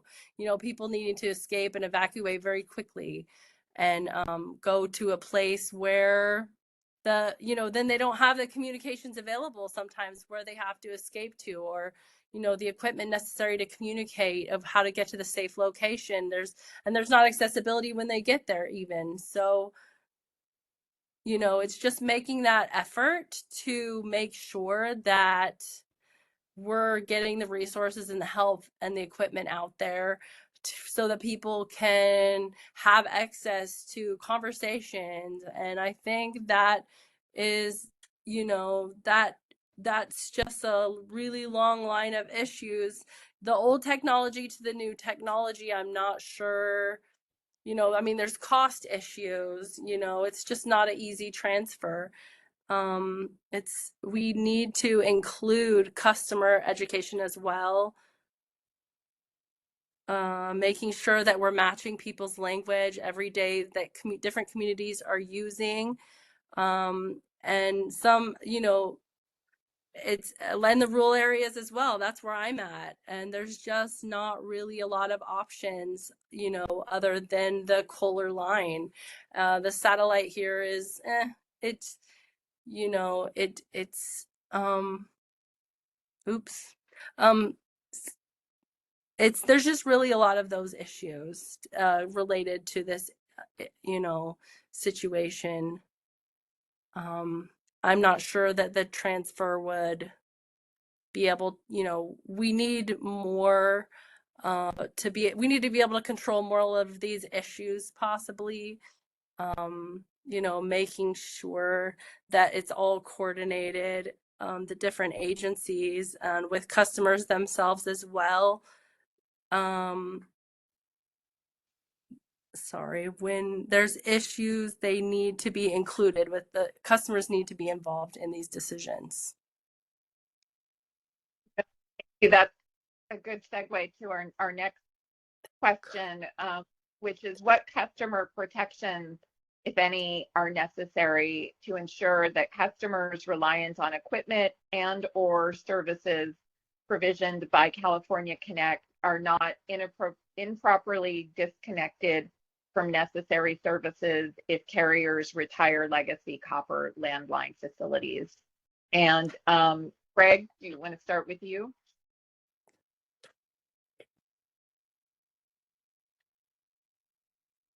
I think we've covered a lot of this previously in this discussion. Not exactly a comparison, but I would like to kind of an example. You remember a long time ago with the I was working with the FCC, and there was a lot of a push to transfer from analog to digital TV. And our approach was a lot of education, and the result was the cost. It was very costly, and it wasn't an ideal situation, and the end result was okay. But that was our approach. In the European countries as well, it was a different approach in Europe. Instead of the outreaching, they were giving customers the new TVs. They were just giving them out to everyone. And, you know, that was even better with the costs. It was a better result. You know, it was just trying to be creative and thinking outside of the box, and an approach to kind of make that transition smoother and to lessen the painfulness of it. Some situations, you know, in rural areas, like Jeff was saying, it might be better to just give, you know, set up the signals and give out to what's necessary. But again, it's not foolproof, you know, or fail proof. There's no such thing. But minimizing the risks is the best approach, you know, and consumer education, and, you know, taking on the different categories as necessary. It would be very it's vital to kind of have that outreach program and to respond to the needs of, you know, different categories of people, and providing support during the transition. I think that's the biggest thing, of course, you know, supporting. We just don't we don't want to leave anybody out. We need to educate people to be able to move on to whatever the next generation of technology is as it comes in general. You know, technology gets better, better access. You know, we want to have better access to emergencies, and that's my summary. Thank you. Katie? I've become so aware of what a complicated issue this is. There is absolutely no easy answer to this whole thing. So my focus needs to be on the disabled, and I want to be sure that we know that it's not just deaf and hard of hearing that the DDTP California Connect serves. We serve the visually impaired, the speech impaired, people with memory problems, people with cognitive problems, and mobility problems. There's a lot of disabilities that we help with their telecommunication needs. And I know that COLR ruling, I don't know if that's what it's called now, the telecommunication companies have to provide basic service. So I'm wondering, is a new definition of basic service going to be coming in? Because right now, basic service includes California Relay. And can you do California Relay without hardwire, without copper wire? I don't know. Another concern I have is, will people have access to 911? Will they have access to be able to make medical appointments, to get transport if they need it? And I think Greg mentioned this. If by some, I'm sure it'll happen, but when it happens, that copper wire this legacy is eventually totally retired. They don't need to search for spare parts on eBay anymore, that every single isolated corner of California is covered by some kind of broadband. During this time, during the transition, will the DDTP client base, will they still have access? Will copper wires still be repaired while the broadband is being installed? I don't want them to lose access during their transition. I think that is really key. We have so many. Oh, and then The last thing I want to say about this is, I want to say it again, our charter, the way it is right now, is we are limited to copper wire. So if copper wire is gotten rid of, our charter becomes null and void. So again, I'm going to mention modernization of our program is vital and so intertwined with this whole COLR rulemaking. The two rulemakings are very intertwined. That's it. No, I think that's a really important point, and I think there's a lot intertwined with this rulemaking, but the modernization of the program is an ongoing rulemaking that maybe isn't getting as much attention as it should be, and the fact that it is interrelated with this, I think, is what this panel is really important, because it's highlighting here in this proceeding. And I know this question may be sort of going back over some of the ground we did, but I do think it's really important. The question before regarding protection, and then looking at, and Katie, you mentioned some of these things, what the elements of COLR requirements are needed to ensure that accessibility equipment and relay services continue to function. That is going to be really important while we're modernizing the program. And again, not related to equipment compatibility with VoIP or other technology so much, but examples of things that need to be in place. For example, phones working during power outages, service restoration requirements. You mentioned 911. Are there other areas that anyone can think of that we really want to make sure we're not overlooking that need to be in place to ensure we're able to serve this community? And I don't know if, I see Greg, you're nodding your head. Did you have anything to add? I was just following and just agreeing with what you're saying. That's exactly right. You know, going through the different things that need to be covered. So absolutely couldn't agree with you more. Talking about the elements, you know, power backup in case of outages, making sure that it's a more reliable system, and electricity and power before before outages, and having that backup. One thing is just educating customers, about backup. My iPhone, I'll have a few hours before it shuts down, after the power, what's next after that? You get a few more hours out of your iPhone if there's a power shutdown, but.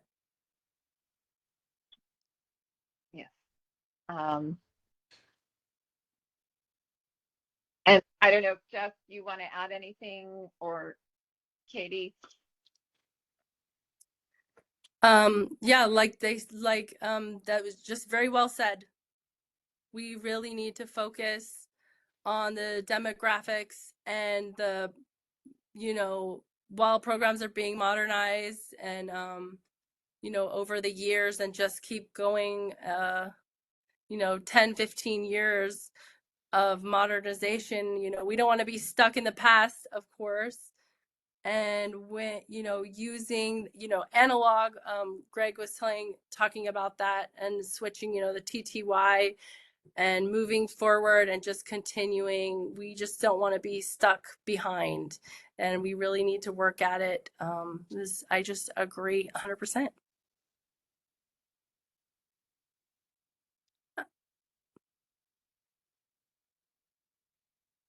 Yep. Oh, go ahead, Greg. And also, if, for the record, deaf blind, is there's a large number of deafblind requiring, depending on TTY, because there's no other options available, except to use like an in-person interpreter.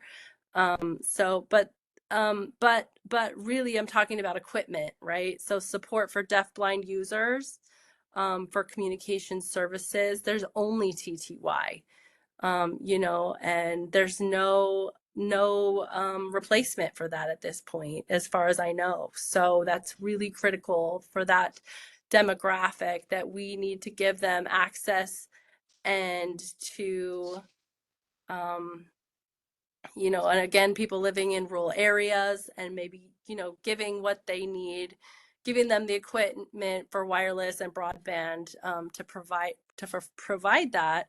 But to my knowledge, there is no substitution at this point for deaf and blind because they rely on Braille and TTY. So, I mean, that's really something to keep in mind.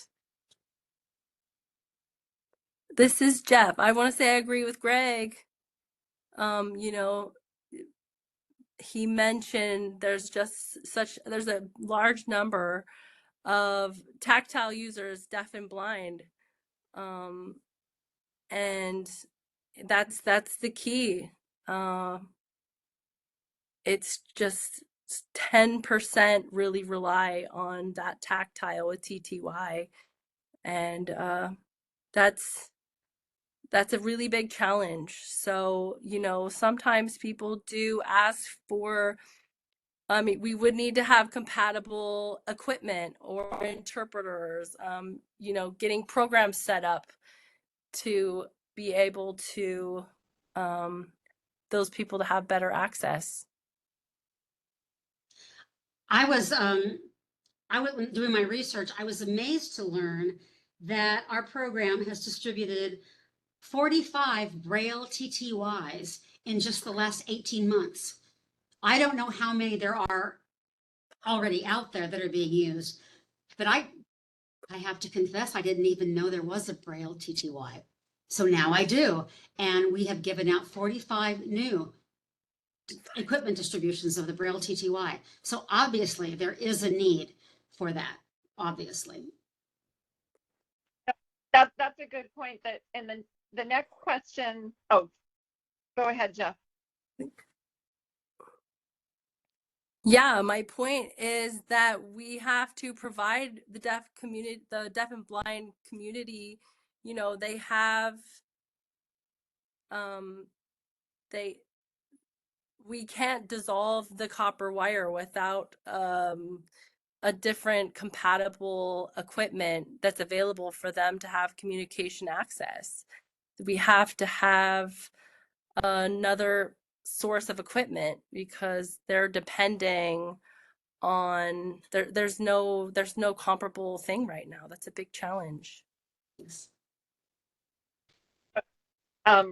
It is a big challenge, and I think all three of the panelists just you all just touched on sort of this next question regarding, is wireless service an acceptable substitute for people who use accessibility equipment or relay service, and are there any specific challenges for this population to use wireless service?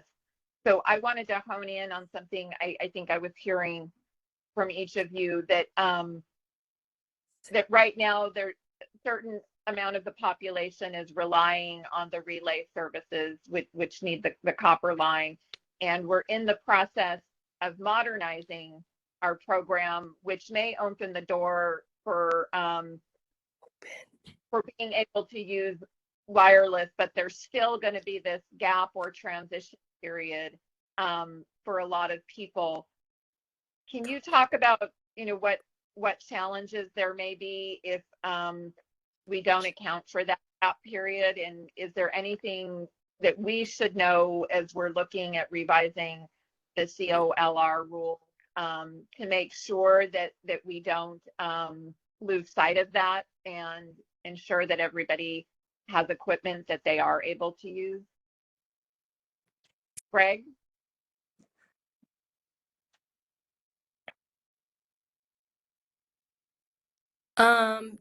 Not necessarily directly to your question, but if now pending now we have that, you know, with contracts with the FCC, I say leave those contracts and get requests from the deaf-blind community to have allowances for modernizing deaf-blind services. And what those services would look like would be to bring interpreters at the deaf-blind residence or office or, to provide communication services, to use interpreters in person. I think that would be a good ad for deaf and blind. That's, by far the best option for deaf-blind is an in-person interpreter for easy communication. But there's, rule made to pay for that at this time. So I know that some states, like Washington State, maybe Maryland, they have a limited, they do offer those options for deaf and blind, where they bring in an interpreter in person to do interpreting for deaf and blind people.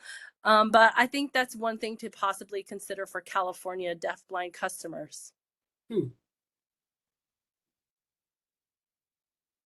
thank you.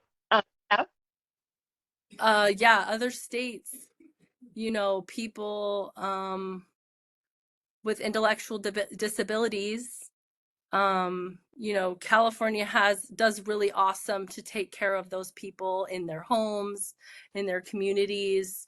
Community-based living, a really important concept in California, really wise and beautiful.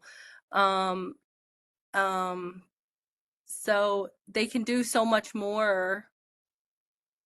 We've been really successful with that. We need to let people stay in their homes and in their communities and not get put, into homes, but to let them and be institutionalized, but to let them to be able to stay where they are. I love that kind of support here. It's pretty widespread here in California now, and I love that. But there are some challenges with money. I get that. The law, there's the new, so far the policy's been really great in California and been very supportive of people to stay where they live. And typically, we've been able to focus on people, using wheelchairs, having what they need. Deaf and hard of hearing people don't have, need more. So people are trying to live independently, and, deaf and hard of hearing people with second disabilities, sometimes a mobility disability involved, there's, like intellectual disabilities.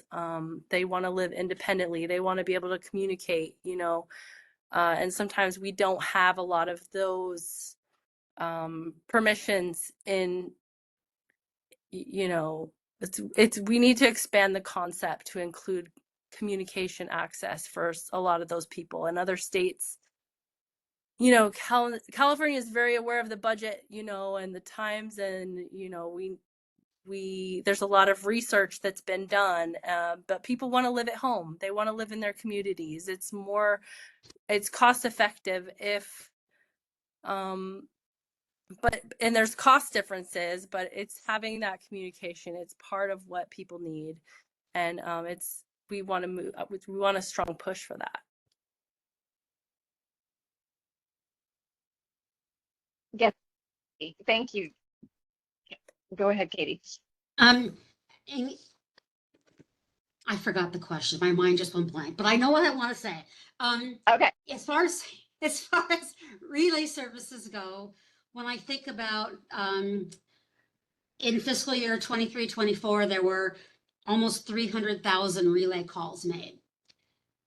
And I'm wondering, I know California is huge. I know that we're the population of a small nation. And there was a lot of conversation in the panel before us about Oklahoma. And I'm wondering, that made me think, are there other states who have relay services and they're not using copper wire? Is it possible to have relay and not use copper wire? It must be if other states are doing it. So I'm sure we've looked into it.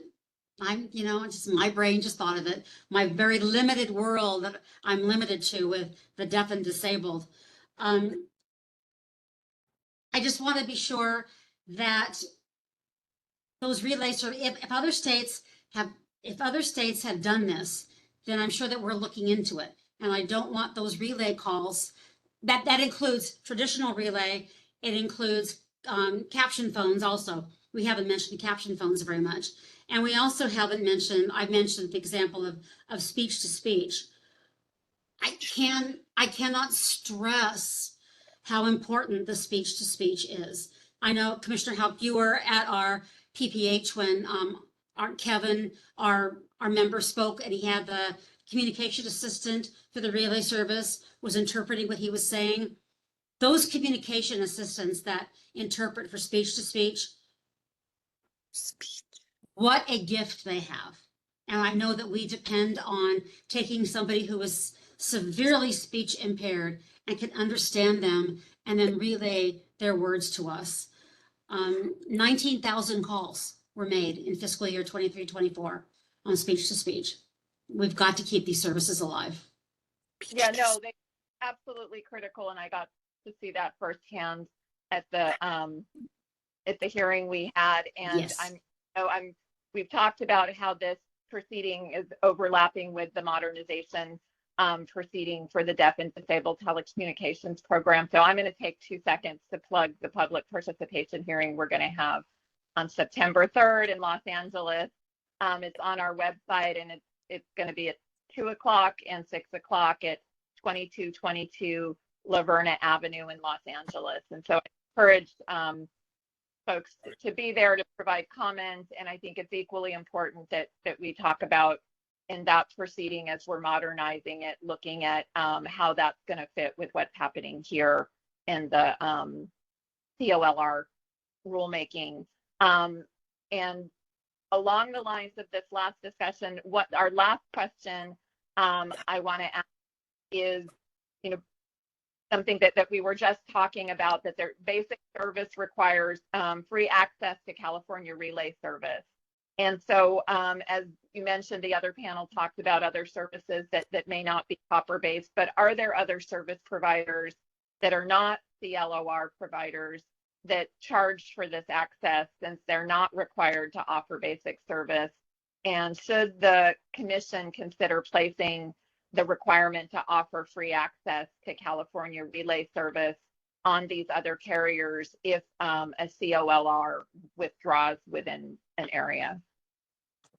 And I see you nodding your head, Katie, so we'll start with you. I think it's vital that we don't discontinue what we already have in place. If there's free access to relay services or whatever is a free service now, a free basic service now, should be continued in whatever is replacing copper wire. It's essential. I can't imagine that we wouldn't do it. I'll go back to the example of Kevin again. If he's got $40, is he going to spend it on broadband service, or is he going to spend it on going to the doctor or paying for transport to the doctor? There are some things that we just have. The poverty level of disabled is a reality, and we have to consider that.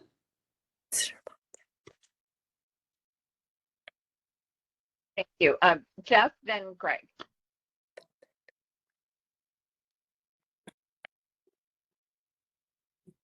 I just want to openly say, I don't know where our country is going. It's a problematic time. California has to really be a beacon. I appreciate what California's been doing and the way we've handled things, but it's a problematic time for people, and people, are losing health care, and, it's a diminishment for this country, and we're talking about the word free, it's not a negative thing. You have to think about many people deaf and hard of hearing who are using relay service, who are using that for access. It's critical, those services. People need to be educated. There's health, there's so much involved in this, and we really need to provide people to be able to live independently and, have enough for themselves to go through, with what's going on in the economy. And, people can be, we don't want people to be wards of the state, we have to help, and unfortunately right now You know, we need to keep people as human as possible. I know it's a spectrum for where people at in life, but we want to be supportive of people, and the way, making sure they have a way to continue to live independently. And it's really important thing to think about, because you know, there's a lot of tough decisions being made budget wise. I understand that, you know, how we're going to be able to afford things, all of that, all the variety of services that have been available in California. You know, we don't want to cut off communication services. You know, it's the end price ends up being a lot more if we make those cuts. It's my perspective. Thank you, Jeff. Greg? Yeah. To answer the question, does anyone actually pay a toll charge for using the phones like in the old days? 25 cents a minute, you know what I mean? I'm just wondering, you know, I remember working with the AT&T research project, you know, with MCI back in the old days, and you know, 5 cents a minute, 25 cents a minute, it was too good to be true, you know, and there was complaining against MCI, you know, this is dirty business, you know. It's just interesting, you know, back in the 90s. But, you know, people paying tolls, but yeah, like, to respond, really, I'm not the one making decision, but the right question to ask is, firstly, you know, free relay service, you know, to, you know, while we're transferring into more modern times, and free help approaching the problem of access, you know, that help, I mean, really addressing, free is more, it's more about affordability. Affordability is the question. It's not just free, but what people can afford. You know, it doesn't matter the disability or not. Can you afford what you need to have access to communication? We don't want to separate people based on, you know, assumptions that disability people can or can't afford it. Everybody's on, it's a wide range of people regardless of their status, you know, and with their economic ability, whether they're disabled or not. You know, free doesn't always solve that issue, but making sure that things are accessible and affordable. Jeff, and I mean, Greg, sorry. Thank you. And then Katie, I see you've got your hand up. Just real quick, since we have the data that we know in one fiscal year how many relay calls were made, it couldn't be that hard to figure out how expensive that would be to provide that free service. I can't imagine that it's terribly expensive to do that. Well, you do have to pay for communication assistance, but we have the data, and that number could be, we could come up with that number. The other thing that we haven't mentioned at all, and I can't believe this, is the ADA. It requires us to accommodate disabilities. So when we're asking about should there be free, well, yes. Do I have to pay for a wheelchair ramp to be built? No. So ADA enters into this entire discussion, and we haven't mentioned it. Isn't that strange? Good point. And Yeah, to clarify, for the ADA, that requires nationwide communication service, that people that they don't have to pay any more than hearing customers would have to use for the same similar services, just to clarify. They don't have to pay more than other people. no, that's a very good point, and something we definitely have to look at in regards to our COLR rules. in any adjustments we make. I think we've just hit 12:30. So I want to thank this panel. This is a really critical issue that we're going to need to consider as we move forward with the rulemaking. And again, the issues here do overlap with our parallel running rulemaking on the modernization of the program. And oops, there we go. So Greg, and I'll give everyone 30 seconds if they want to make a last statement, but I want to thank you all. Oh, and I'll repeat what I said. I just really want to thank everyone. This is a really critical panel. The information you've provided here is really important for us to consider as we're revising the CLR rules. And it definitely has overlap and parallels with what we're doing in the modernization rulemaking. And I want to thank each of you for participating today and providing this information. And again, look forward to hopefully seeing you in Los Angeles in another week and a half. Thanks, everyone. I'll turn it back over to you, Carolyn. Oh, Greg. Oh. Thank you. Thank you.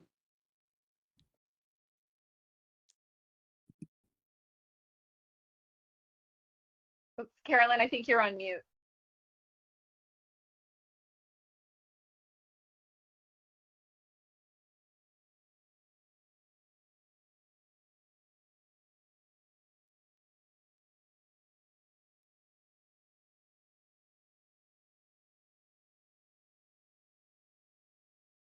Carolyn, could you try looking at what where your microphone path is going under the mute button?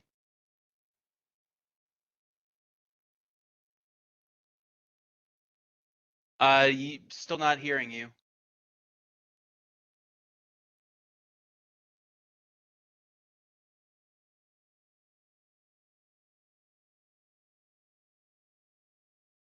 Okay, we'll sort this out over break. Okay. Okay, thanks, everyone. We're going to break now. And I think we are back at, let me just double check the time. I think we are back at, is it 1:15 or 1 o'clock, Carolyn? Oh, okay. Hang on. Ben, do you know? The next panel will start at 1:45 p.m. Okay, I was giving people a half hour short of their time. So we will be back at 1:45. Thanks, everyone.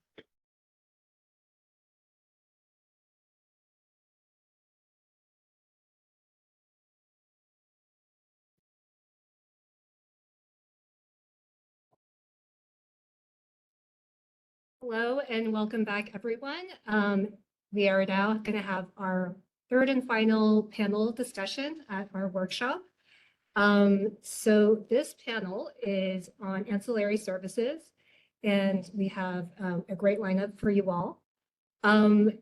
So I think I'm just going to open it up with our opening question. And if I could have the panelists introduce themselves and share a little bit about yourself if you'd like, and answer the first question, that would be great. And this is really just to ground us in what other services are out there that involve, that are related to Kohler. And I'll go in alphabetical order. So we'll start with Alicia. So the question is, from your purview, what communication services or other types of services rely on the network that supports the Kohler provisioning basic service? Hey, thanks very much. My name is Alicia Fuller, and I work with the California Highway Patrol.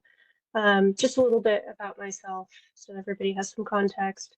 I oversee our communication center support section, which provides all of the training, both initial and ongoing, for our public safety dispatchers and operators and our public safety dispatch supervisory person.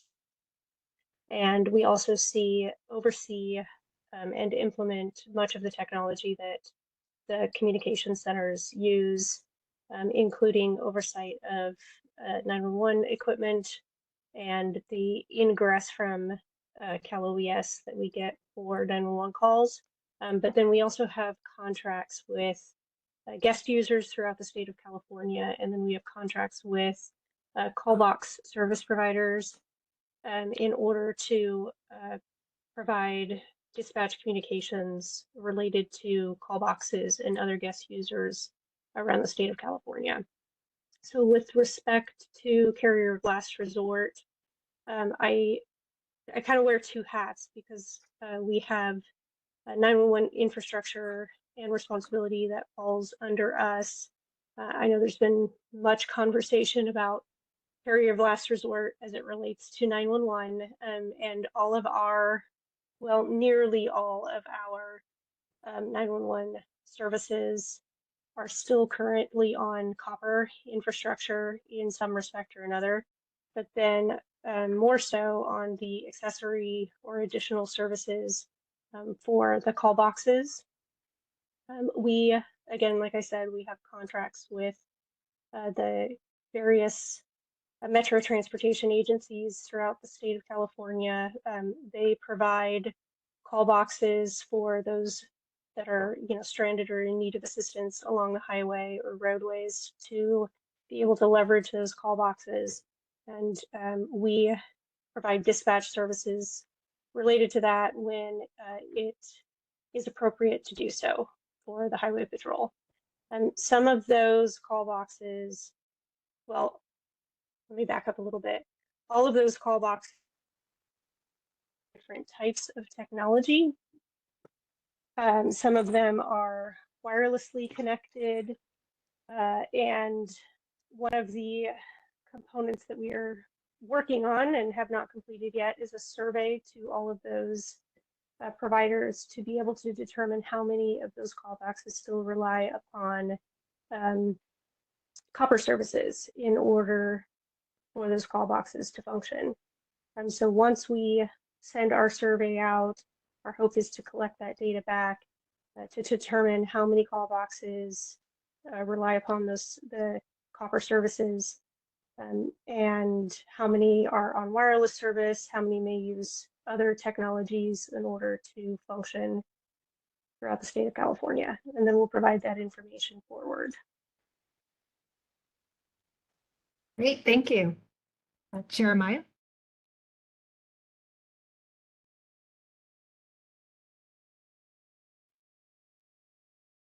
Oh, I believe you're muted. I'm not sure. Yeah, I apologize. I was double muted. Okay, so this is the first question, right? Yes. So I'm Jeremiah Pierce. For a quick intro, I am the office chief for the Caltrans District 2 Office of ITS Engineering and Support. District 2 encompasses the 7 northeast counties of California. We're larger than the state of West Virginia, and our geographic area is larger than many of the telcos that provide service in our area. So the service that we provide for the state, my office manages and maintains the transportation management system. It's a rural transportation management system as opposed to what we typically see in the more urban areas of the state. We're monitoring non-reoccurring congestion and incidents on the state highway system. We use a network of about 100 closed circuit televisions or CCTVs, about 24 road weather information station or system stations, 35 changeable message signs to communicate conditions and incidents to the traveling public en route, and then a system of highway advisory radio and flashing beacons to provide motorists more information than a standard CMS to provide them additional situational awareness. Many of these elements are located in very remote areas in our district where the best that we can get is a POTS line. There isn't cell coverage in many of these areas, despite what many of the carriers' coverage maps indicate. Currently, the services that we're using, telecommunication services that we're utilizing for this system is POTS and some ISDN that we are in the process of migrating away from.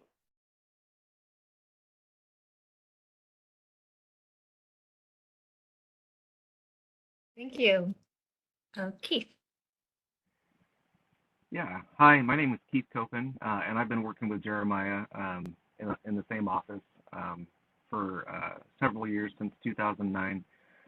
I've been installing, designing, and maintaining all of the systems that Jeremiah had mentioned, as well as the telecommunication networks that support these, which include leased wireline services such as copper, leased wireless such as cellular, both private wireline and wireless systems that we maintain and design ourselves in-house. So that's a little bit of my background. I've been doing it for a while and interacted with many of the telcos in this area to provide services to also see what other alternatives are available out in some of these locations, what the build outs may be, both on their side and our side. The services that we provide are, again, various traveler information, both directly to the travelers en route, as well as traveler information via our web portal. We also ingress that information to the TMC, which allows them to make real-time determinations based on that information, and to send out the appropriate notifications either to our maintenance crews or to the motoring public en route. We also use these types of services for various types of maintenance in the winter time for proactive activities such as plowing and de-icing. We also use them for incident control, for say accidents or fires or road closures. And we do coordinate with our emergency operations center locally to provide this information so that they can make appropriate decisions and disseminate that information to the appropriate stakeholders. And as Jeremiah mentioned, typically our TDM services are POTS and ISDN. We have worked with a couple of telcos to do some more exotic type of infrastructure. However, they've almost always fell through for various reasons.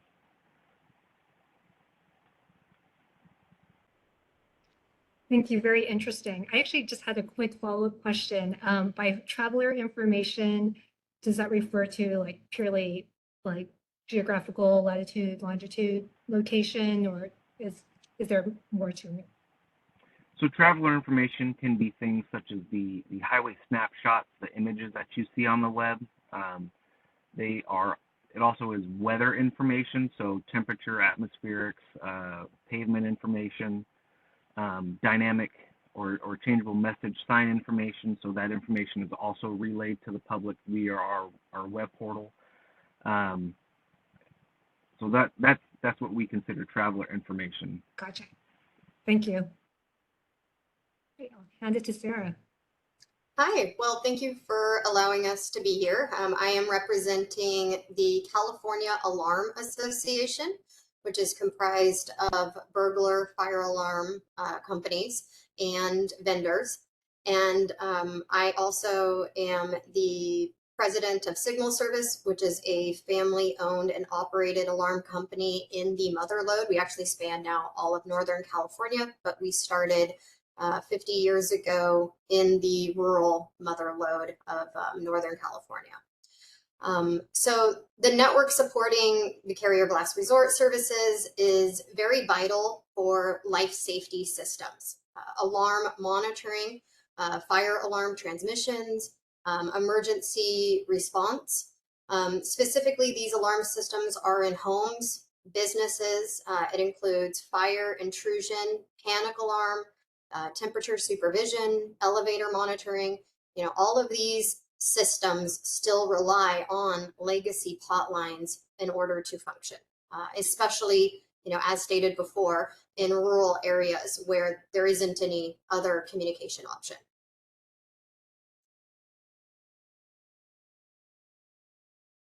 Thank you. Yeah, thank you for grounding us and just sharing, you know, the universe that we're talking about today. My next question is, what are some of the redundant communication services entities use in case the primary source of service is not available or functional? And Sarah, I'll start with you, or you go in reverse order. All right. So within the alarm industry, you know, we do have redundancies in place. You know, alarm companies provide the life safety, security, critical communication services, and that is already implemented in what we do. And it's to ensure that in the event that the primary service is unavailable, it falls back. So we have cellular. Cellular is the most reliable, and it will activate if there is an issue, or it is the primary source of a lot of our communication. There is IP, so internet, fiber, but it often is combined with a different method, typically cellular, because of the issue of a battery. You have to have a battery backup in order to run that. So in the event that there's power outages, which is common in rural areas, you will not have the communication, your alarm communication, if you rely on IP alone. There's dual path systems, that is communicators that are able to switch back and forth between IP and cell. There's also a mesh network of private radio networks. They use an RF-based communication. Again, those are typically not in rural areas because they have to bounce off of each other in order to continue that signal on. And then there's VoIP. And that also has its limitations with needing backup battery in order to ensure the communication goes through.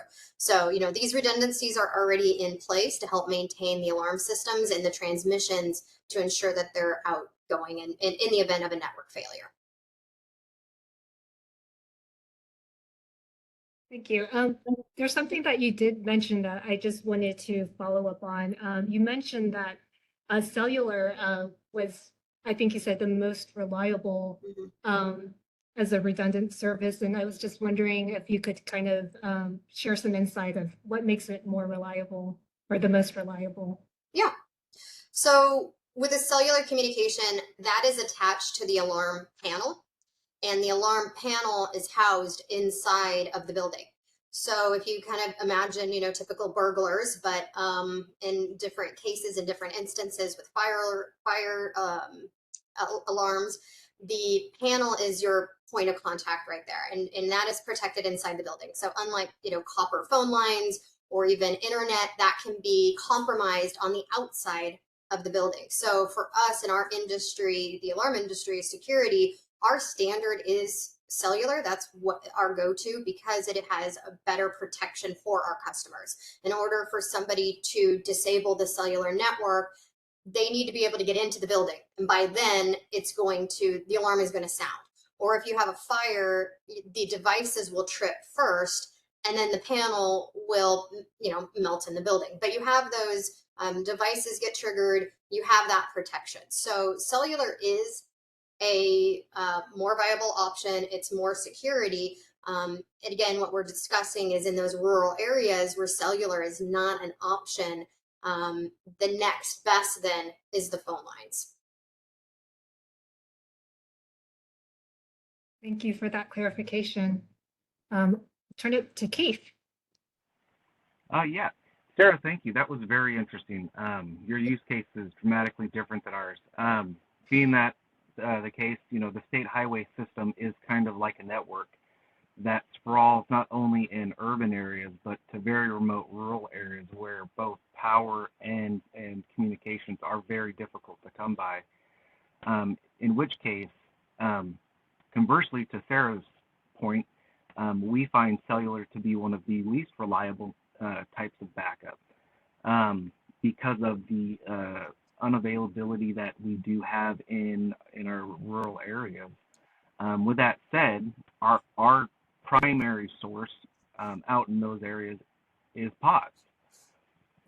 So when using POTS and a backup, we don't really have a backup when it comes to those locations because there's nothing available. Take that a step farther, where we do have communications in a cellular area. We have done cellular deployments with a POTS backup. And then even further, as we build out our own system, we try to use whatever is the most reliable, usually starting at a TDM type service and working our way to a packet switch service for backup. And some of the technologies that we've used throughout our network, and again, usually these are primary with very little backup, with all of their own types of constraints. We use POTS pretty much as the first install on any type of element that we put in the field. We've used DSL, which has limitations with regards to how far you can go to the central office, but that is generally considered part of the PTSN network as well. We've used cellular, but in rural applications, again, depending on where the highway is, where you can obtain power, you may be on the fringe of a cell sector where the cell site may be breathing depending on traffic, and you may be coming in and out of coverage. We've entertained and have a pilot project for some low Earth satellite type of communications. However, same kind of thing. Once we're in very rough areas, terrain and vegetation become some pretty interesting obstructions that we have to try and get around if possible. Our right-of-way generally is not much more wider than the highway itself, and if you've got a 200-foot tree just adjacent, it can present some problems. Cable internet's the same way. We usually are limited by the distance back to the switch or the aggregation point, and it's generally not offered in rural areas or even suburban areas in our area. We also have entertained terrestrial fixed wireless from some of our, I'm going to put in air quotes, mom and pop providers. And those are generally somewhat reliable, but again, last leg, the only thing in the area that we can get. And those usually are kind of limited by line of sight type of occlusions. So that's some of the technologies and struggles for redundancy that we have in our area. Thank you for sharing. And it's sobering, but I appreciate you getting into the specifics of what is creating the challenges. Jeremiah, is there anything you'd like to add? I think Keith covered it for the most part. I'll say it maybe a little bit differently to add some context or clarity. I mentioned earlier that we're a big district. We're bigger than the state of West Virginia, and so there's pockets of higher populated areas like Redding and Wairika, especially along the I-5 corridor as you approach Oregon. And much of that area has reasonably good cell coverage. And other services such as ISDN, maybe even pockets of like DSL or some kind of Metro Ethernet type of service. Those kind of offerings are somewhat available through the I-5 corridor. Coincidentally, we actually operate a private fixed point-to-point microwave system through that corridor that we use as a primary when line of sight is available. However, again, those pockets where we don't have line of sight, we're relying on telco services. As Keith indicated, cell for us is mixed. we're pushing video over these links. And when we want that video to work is when there's an incident. Okay, and when there's an incident, there's traffic congestion. And guess what everyone's doing when there's congestion during an incident, like a fire or a snowstorm? Everyone's getting on their phones and clogging up the wireless carrier's network, and that affects our ability to stream video and provide situational awareness to our TMC operators and the traveling public. Once you get out into the more remote areas on the conventional highways, you know, getting out east of Bernie and west into Weaverville and beyond, there's virtually zero cell coverage. There's none of these other more, you know, quote unquote exotic technologies available, landline based technologies available.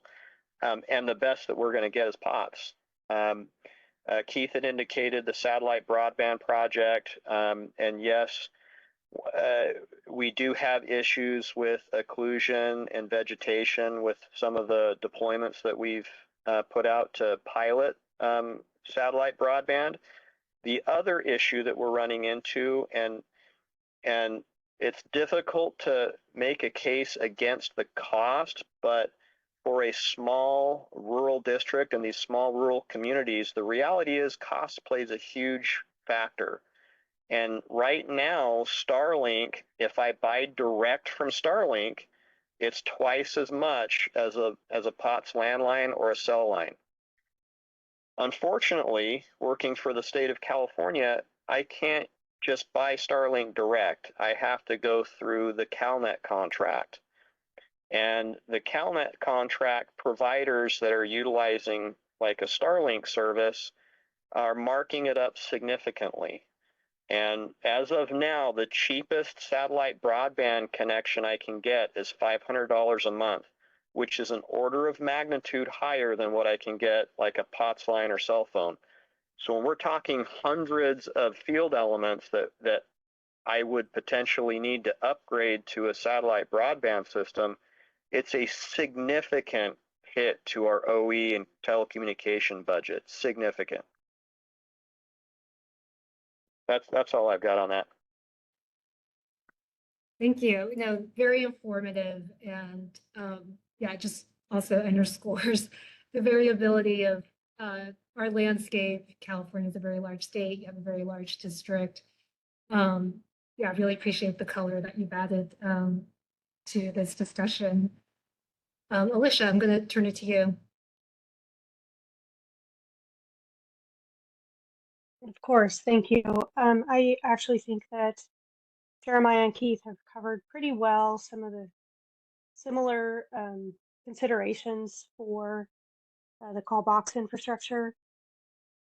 In very urban areas, cellular service is very reliable and works very well for the technology that runs those call boxes. But as you get further and further away into rural California, which Jeremiah mentioned the territory for the district that covers Northern California, but then broaden that to the entire state of California. And while we have many urban points where there is a ton of wireless carrier coverage, there is just as much and more that is very rural and does not have the coverage capabilities. And then cost, I think, is also a very relevant consideration that Jeremiah, that you brought up, that is also important. If not copper, it would either need to be satellite service, wireless infrastructure that does not exist already, or bringing fiber into those locations, which is also very expensive. So until that has been done, there needs to be reliability of services that already exist. And again, we'll get through this survey, my hope is that we'll get some good data on exactly where in California the call boxes are reliant upon the PSTN network versus other services or other providers that might be available. Thank you for that. My next question, I think, is, and you might have, you might have all kind of covered this already. Alicia, I'll start with you. So if we could kind of get more down to the weeds, maybe, or maybe high level, what requirements are needed to ensure communication service continuity if a provider elects to retire copper infrastructure as a result of kohler withdrawal? So I know there's already a lot of existing challenges, even without a kohler withdrawal. But what would you need to see as probably requirements to be able to continue services if a withdrawal were to happen? Alicia, I'll start with you. Of course, thank you. I think we've covered much of what would be needed. We would need an equally reliable service that is cost effective in order to be able to implement call box services and not have it be cost prohibitive. I just want to bring up the fact that in many instances, people are traveling with at least one cell phone in the car nowadays. So it is a lot easier if somebody breaks down on the side of the road and needs assistance. It is a lot easier to be able to pick up your own phone and be able to call for services. So call boxes are not as necessary in a lot of instances as they have been in the past. However, when you're out of cell range, which again is not uncommon in California, along our highways, especially our more rural highways and roadways, access to assistance is very necessary. If a traveler is in trouble, right, pulled over with a flat tire, for example, and doesn't have the ability to change that, or has run out of gas, or their electric vehicle has died on them, they need to be able to get services without having to walk many miles along the highway, which puts them in physical danger, and be able to request services. So in those instances, if a carrier of last resort did not exist, we would need to ensure that we have equally accessible telecommunications or communications services that are not terribly expensive in comparison. Thank you. I'll turn it over to Keith and Jeremiah. Sticking with roadways and travel, do you have anything you'd like to share? Yeah, I'm going to echo what Alicia said. Equivalent reliability. Something with equivalent reliability. I don't know. If the carriers are looking to divest themselves away from copper infrastructure, I don't know if that means that they just want to get rid of copper and fiber is an acceptable alternative, and they're replacing copper with fiber. Great. Then that could possibly work.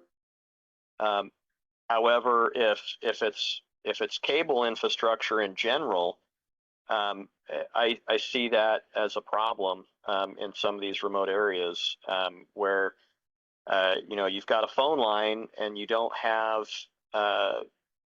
good or any cell coverage whatsoever. I think that's going to come down to a significant investment from the wireless carriers, and from conversations that I've had with AT&T regarding their FirstNet build out, I don't see that happening, but I don't know. Keith, do you have anything else to add? Yeah, I would say that, as we transition, because it's going to happen eventually one way or the other, a lot of the packet switch network that we are moving towards is best effort. Wireless broadband is best effort. And I've already seen, even though the carriers are the last resort, I've seen them pulling out of areas and not maintaining existing infrastructure, and not providing services or new services or changing their mind halfway through a project. And that's concerning because they're not only pulling out of the area, but they're not giving any kind of equivalent technology to replace it with. With that being said, a lot of the services that could be available, like Jeremiah mentioned, if it's just one particular segment of wireline service, that's one conversation versus divesting in all wired services. But I think both Alicia and Jeremiah did a good job explaining the concerns. Sarah, I'll turn it to you. What's your perspective? Oh, I think you're muted. I knew I was going to do that. So for the alarm industry, we're at a little bit of a different perspective in the sense that for fire alarm systems, they're heavily regulated, especially in the state of California. If you look at fire alarm regulations in other states, they are not as heavily regulated. There isn't as much that fire alarm vendors have to adhere to. And so when you're talking about a communication change to a fire alarm system, you have to submit, fire alarm vendors have to submit to the authority having jurisdiction, which is the local fire district. And there are a lot of fire districts in the state of California. And you have to submit those fire plans to them. They have to review it. They're also understaffed, and so a lot of those districts farm those plans out to a company that reviews them for them, and then they will send it back to the fire district, say these are the changes we want to see, or these are the corrections, or it's approved. You can install that system. All of this is very expensive, very time. It costs a lot of money to submit. We have to pay the customer, the building owner has to pay for those fire plan permits. The fire vendor, we have to create those plans. So it's very costly and time consuming for the customer. And that is a communication change. So even if the fire alarm system is staying as designed, you're not changing any devices. All you're doing is changing the communication from POTS to cellular or network. You still have to submit on that. And it's required by fire code to do so in order to ensure the life safety standard of these systems. So, the issue that we see with, phone lines going away or customers canceling phone lines is that process takes time. That process is expensive. And so it needs to be a coordinated effort with the AHJs and the fire vendors, and then also informing the building owners that, okay, if this change is going to take place, you're going to have to burden the cost of this in order to do it. This isn't anything new. We've been seeing for a decade now phone lines going away. Keith said that, even though they're saying they're not canceling phone lines, nope, they're keeping these. They actually are in certain areas. And, we're talking about equipment that was created and it was designed and installed sometimes 20, 30 years ago. That technology is different now. And so you have to really retrofit that system, the control panel. And so that takes, again, time, money to install those. And what our central stations are seeing, so the other end of this is the central stations that receive these signals. And what they have been seeing for a while now, a decade more, is compromised signals. So the signals that are going into the central station on these POTS lines are getting compromised by the phone carriers because they are compressing the data. They're trying to get it faster, going through different, IP networks. And, we understand there isn't really true copper to copper line anymore, that it does go through a mesh network. But at the demarc of the panel to the line, that communication, in order to communicate, that communication needs to stay with POTS in order for the panel to do what it's designed to do. And, there's been sort of AT&T and other vendors saying that they can do POTS replacement, POTS in a box type things. And those are the solution. But ultimately what those are is you're looking at, those are IP, those are VoIP. And the problem is they're not California State Fire Marshal approved. They also often fail to meet NFPA 72 requirements. So when we're talking about what requirements are necessary, our industry is heavily governed by the state of California and the State Fire Marshal. And we cannot do any of these things, these upgrades, communication changes, without getting them approved. And if they are going to withdraw out, we're going to have fire alarm systems that are going to not communicate. They're going to send in trouble communications. Sometimes it's actually seizing the phone lines at the central station, so other communication cannot come through. And then the failures during power outages or network outages. And so ultimately, all of this compromises the life safety in which these systems are designed to do and protect. Thank you. That's very eye-opening. And my next question is, I think, kind of dovetails nicely with what you were talking about, Sarah, just given, the extent and, the huge undertaking that must happen, to ensure continuity after withdrawal. So my next question is, what notice and engagement should a COLR be required to provide prior to being granted withdrawal? And, particularly, who are the entities that should receive notice? What information should be provided in the notice prior to withdrawing? So Sarah, I'll turn it to you first. Yeah, just to kind of piggyback on what I already said. So, definitely the high up is the State Fire Marshal. They're the ones that provide the CFM listings for the devices that we can install. They're the ones that also regulate and guide the local AHJs to the submittal process. And hopefully, our takeaway, or the takeaway is for us with our industry is working together to streamline that process. So if this is what we are going to, if this is the path it's taking, then as much as possible in the areas where they do have redundancy coverage, so there is cellular capabilities, then we want to be able to migrate over to that communication, because for us, it is a stronger path. However, there are these regulatory issues with submitting and getting it approved and making sure that's not a cost burden for the building owner.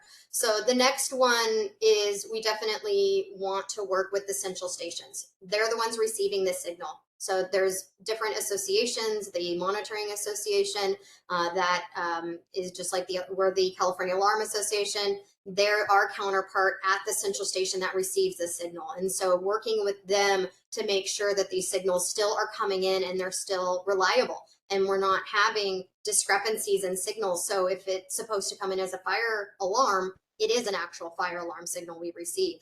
Then there is, working with the building owner, getting this out to the public, because they're the ones that are going to burden the cost of this, and making sure that they're aware this is the path that's going. These are the costs as a building owner. This is something they're going to have to incur. Thank you. Alicia, I'll turn it to you.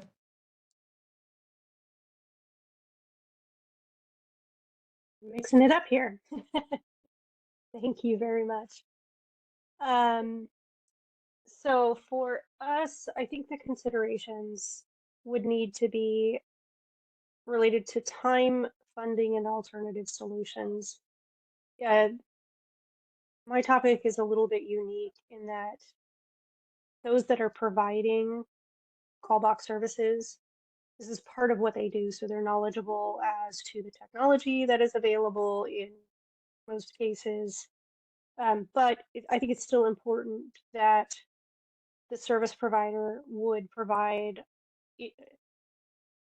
timely and effective notification that includes alternative solutions, that there's funding identified that as we have said already, that is in excess of what already is being spent. And then I think time is the most important factor, honestly, because these services, it's tough to retrofit them. If you're going to change the ingress technology for the communications, it really means pulling out the entire thing and putting in a new device. Just as Sarah was saying with the fire alarm panels, right? If those were installed 20, 30 years ago, they don't have the ability to just be retrofitted.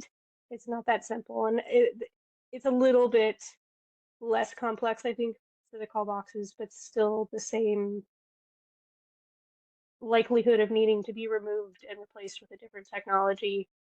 And again, with that time and the funding and the alternative solutions, the solutions need to be ones that are actually going to work in the location in which we are talking about. Just a follow-up question, and you're not bound, to a response, but when you say, enough advance notice, enough time, I mean, are we talking about like at least 12 months, at least a year, multiple years, or just, is there like a rough range of timing? I don't know the answer to that, but that is something that I can inquire and see if we can get some data on that. Understood. Thank you. Keith and Jeremiah, do you have anything to add? Yeah, from our end, we would need to know what equivalent service is available, kind of like we discussed with the previous question. But as far as the notice, once we receive notice that there's a significant change like this, or that could potentially affect our entire network, we're looking at upgrading hundreds of nodes, and it takes. So we work for a transportation department, right? Transportation funding for transportation projects generally takes a year or two just to get the funding programmed.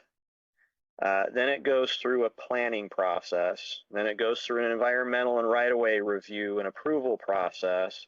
Then it gets to design, and then it goes out to construction. So by the time I initiate a project to upgrade components within our system, it can take 5 to 10 years before I actually see the end product post-construction. So when we're talking major changes like this, we need to know at least half a decade in advance. So that's kind of what, where we're coming from, what we're looking at.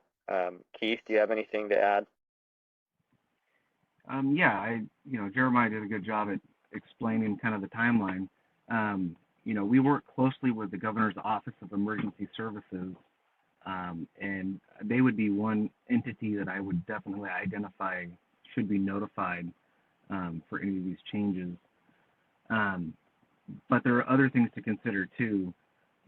What would a carrier provide as, with that notification? Would they provide things like equivalent service providers, with like for like technology?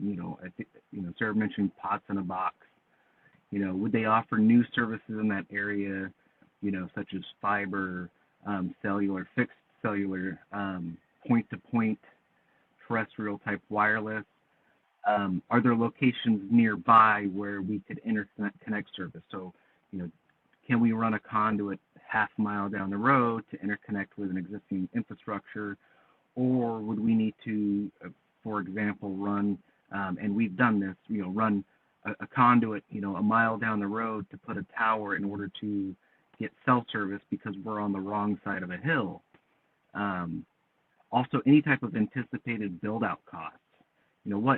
If carrier A pulled out of the market, if they wanted to offer something equivalent, would they give us a dollar amount of how much they would expect their build out cost to be, what our build out cost might be, to provide these types of advanced network communications. So.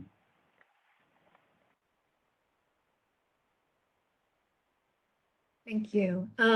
So I think this is my last question before I'm going to open it up to our other moderators if they have questions. So this next question is, to what extent are communication services such as alarm systems, highway call boxes, highway communication infrastructure compatible with advanced network infrastructure such as fiber compared to the legacy copper network? Is there a planned transition between legacy copper networks and advanced communications infrastructure? And Keith, I know you were kind of describing kind of, you know, some questions that would need to be answered, but just curious if there is, you know, transition plans already in place, any successes, any not successes. So I'll start with you, Keith, and Jeremiah. Yeah, you know, our goal, our plan is to try and move off of services or technologies that are becoming obsolete.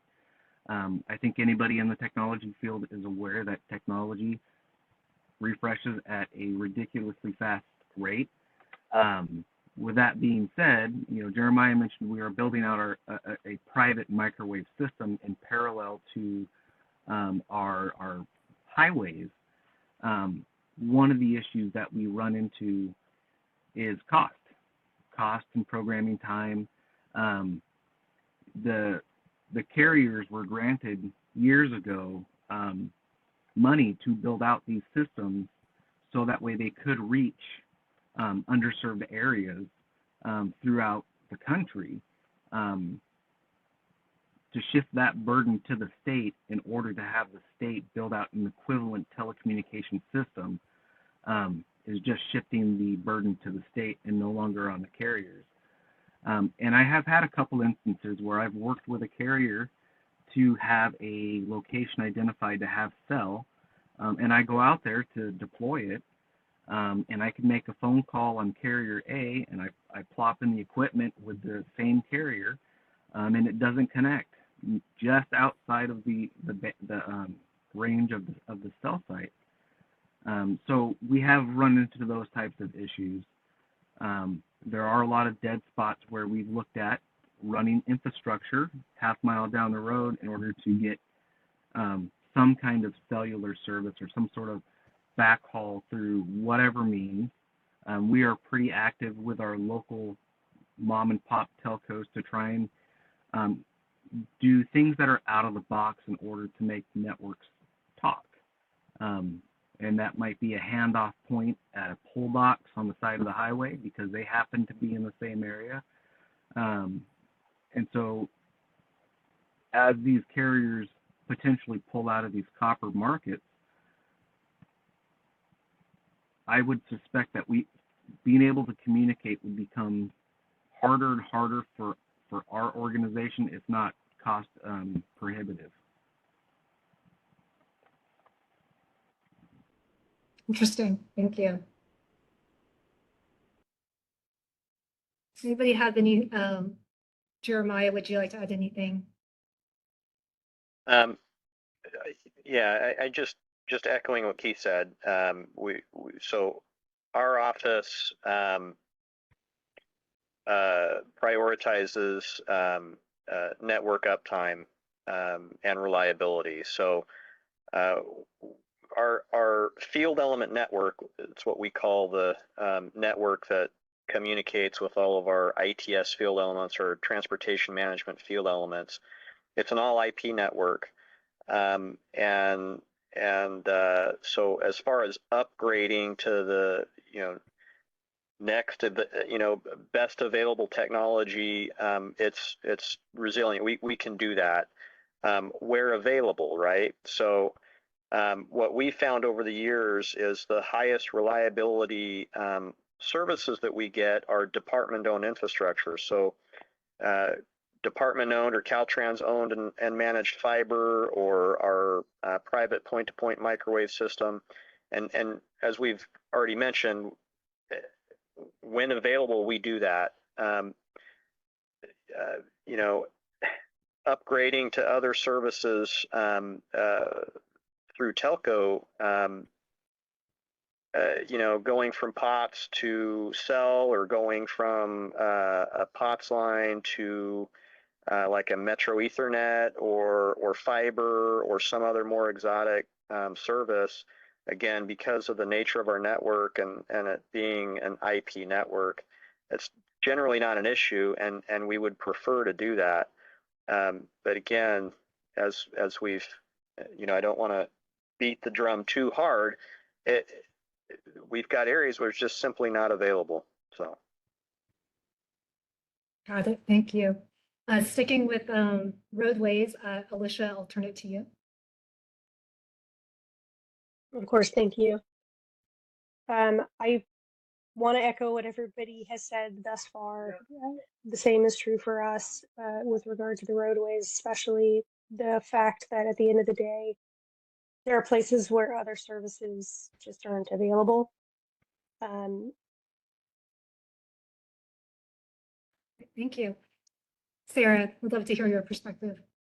Yeah, thank you. So echoing what everyone else said, for the security industry, we've already been migrating over for the past decade to cellular. I mean, we've been proactively reaching out anytime, alarm manufacturers now, some of them don't even have the panels, don't even have the capability to communicate over a phone line. They've already gotten rid of that. And it's strictly just cellular or IP network. And so, for us in the industry, we've been moving that way. And with cellular, we've gone through the 2G sunset, the 3G sunset, the LTE. So, we've been moving in that way. And I think the conversation needs to be shifted to its carrier of last resort. In certain rural areas, it's the last resort that there is a phone line operating for that alarm system. So the people in those buildings, you're not there to protect the buildings. You're there to protect the people.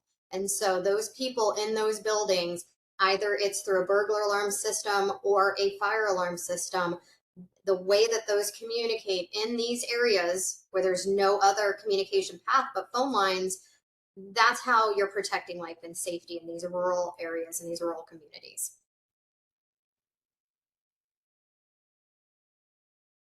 Thank you.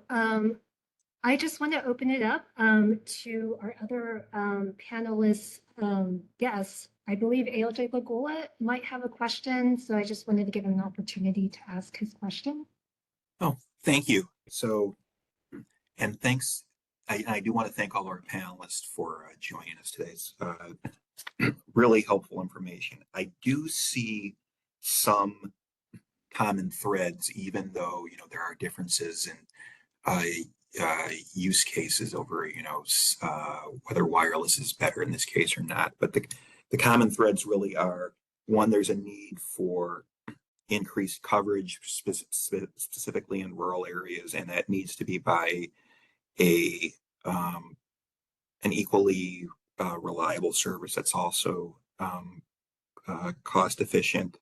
There's going to need to be some time for certain agencies to transfer or transition from POTS, if that's what they rely on. I'm wondering though if there might also be a need to have some other government individual to, I don't know whether approve is the right word, but I don't have another word in my head right now, the plans, say, because what's going to happen is we would get an application from whether it's AT&T or Frontier or Consolidated to withdraw as a carrier of last resort from a specific area. And let's just say it's a wire center. It may be several wire centers. We haven't finalized what those rules or what the new rules will look like, but right now it's by wire center. And in some respects, it may be easy to make a determination because there just isn't that alternative network just isn't there, whether it's a lack of cell or a lack of fiber. But I'm wondering if, are there some other officials that may need to sign off or or at least be better coordinated, be better aware of the plan ahead of time? Like the state fire marshal is an example. The director of Cal OES. I'm wondering, for starters, Commander Fuller, is there someone at CHP that we would want to make sure that they sign off on these plans too? Or is that just creating too much work? No, I think you make a valid point that there needs to be some level of buy-in. For call boxes, it wouldn't be CHP because we don't provide the technology. It would be the Metro Transportation authorities throughout the state of California. Each of them that have call box technology would need to weigh in on that. I mean, again, putting my 911 hat back on, right, from a 911 point of view, it's a totally different conversation. And yes, Cal OES and CHP is a very large answerer of 911 calls throughout the state of California, would be interested in that from a 911 perspective. But I do kind of want to echo what Sarah had said about this being a carrier of last resort issue. And at the end of the day, we cannot have no communications provider in a space in California. Right? Somebody has to be communications infrastructure in place so that we can then use that infrastructure. In a lot of cases, I don't know that it matters to us what type of technology necessarily goes in place. If we had fiber blanketing the entire state of California for use, I personally would be fine with that from the point of view of the technology that we're talking about for me. Okay. I hope that answered your question. Yes, very much. And I'm also wondering if either of our Caltrans folks who would be the appropriate person for Caltrans? Would it be like the district director? And again, I'm trying to, because I know what I might be thinking of here is just creating even work, but I want to be realistic as to who really needs to sign off. That's a good question. If it were up to me, which it's probably not, I would like to see it go to either the District 2 director or the District 2 deputy director for maintenance and operations. And the reason I say that is we're kind of a unique District 2 and a couple of the other uniquely rural districts at Caltrans are focused on rural transportation exclusively. Most of the other districts and our headquarters folks, they're focused on the urban centers, and rightly so. That's where a lot of the people are, and a lot of the issues. But we do have a lot of commerce that goes up and down I-5 through our district, and District 9 has 395, and then you've got the coastal areas, District 1, and the tourism through there. But we're uniquely situated to really focus exclusively on these rural challenges. So I would hope that approval could go through one of these rural directors or deputies.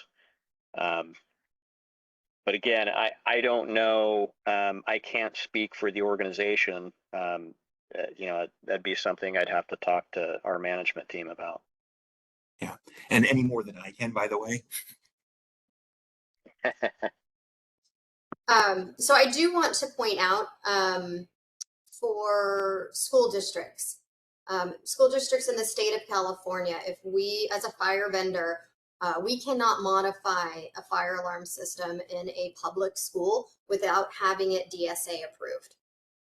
That has also been trickling down to burglar alarm, access control cameras. It's not as heavily enforced, But definitely with fire alarm systems in public schools, we cannot make any changes. Fire vendors should not make any changes without DSA approval. So, when you're looking at who should be in the conversation, and you're talking about public entities, with schools, especially in rural areas, they have to get DSA approved in order to make any modifications.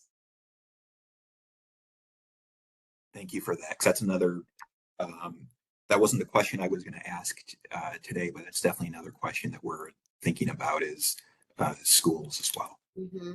Yeah. I don't have anything else, Carolyn. Thank you. Thank you so much. Well, I think we can wrap up our third panel, and just want to give a couple remarks. Thank you all for speaking today. I just want to thank all of the panelists that spoke today. We just appreciate your input and thoughts as the commission continues to evaluate what changes, if any, seem appropriate for our cooler rules. I just want to give some shout outs and thank yous to some people who put this event together. I just want to point out the Office of Broadband and Communications Division, Deputy Executive Director Anna Maria Johnson, Director Rob Osborne, Benjamin Menzies, and the team that worked on preparing this event, and just all the coordination that you did with the commissioner's offices, with the ALJ, with IT. So really appreciate it, and just for all your hard work. Thank you to Eleanor Ullman, our dedicated CPUC IT staff, who was at the helm of making sure everyone was broadcasting clearly. I want to thank Commissioner Reynolds Bagley, Keeney partner, Commissioner Haug, for just all her support on this proceeding and for her time today, co-moderating and attending, and just bringing her perspective in the questions of the workshop. Also want to thank Director Osborne for his contribution to the first panel this morning. Lastly, I want to thank everyone who attended this event. We tremendously value everyone who spent their time to connect with us today. And I believe Commissioner Haug is, I think she has left for the day, but I just want to make sure she is on the line or not on the line. I'll just wait for a second, just in case.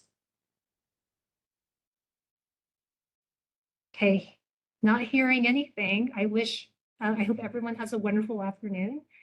And yeah, just please stay in contact and just look out for updates. There should be a video recording of this session, and there will be a ruling probably asking some additional questions related to the topics we went over today.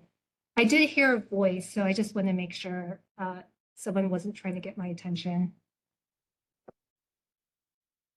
Okay, I probably imagined it. Okay, well, thank you, everyone. Thank you. Thank you. Bye. Thank you.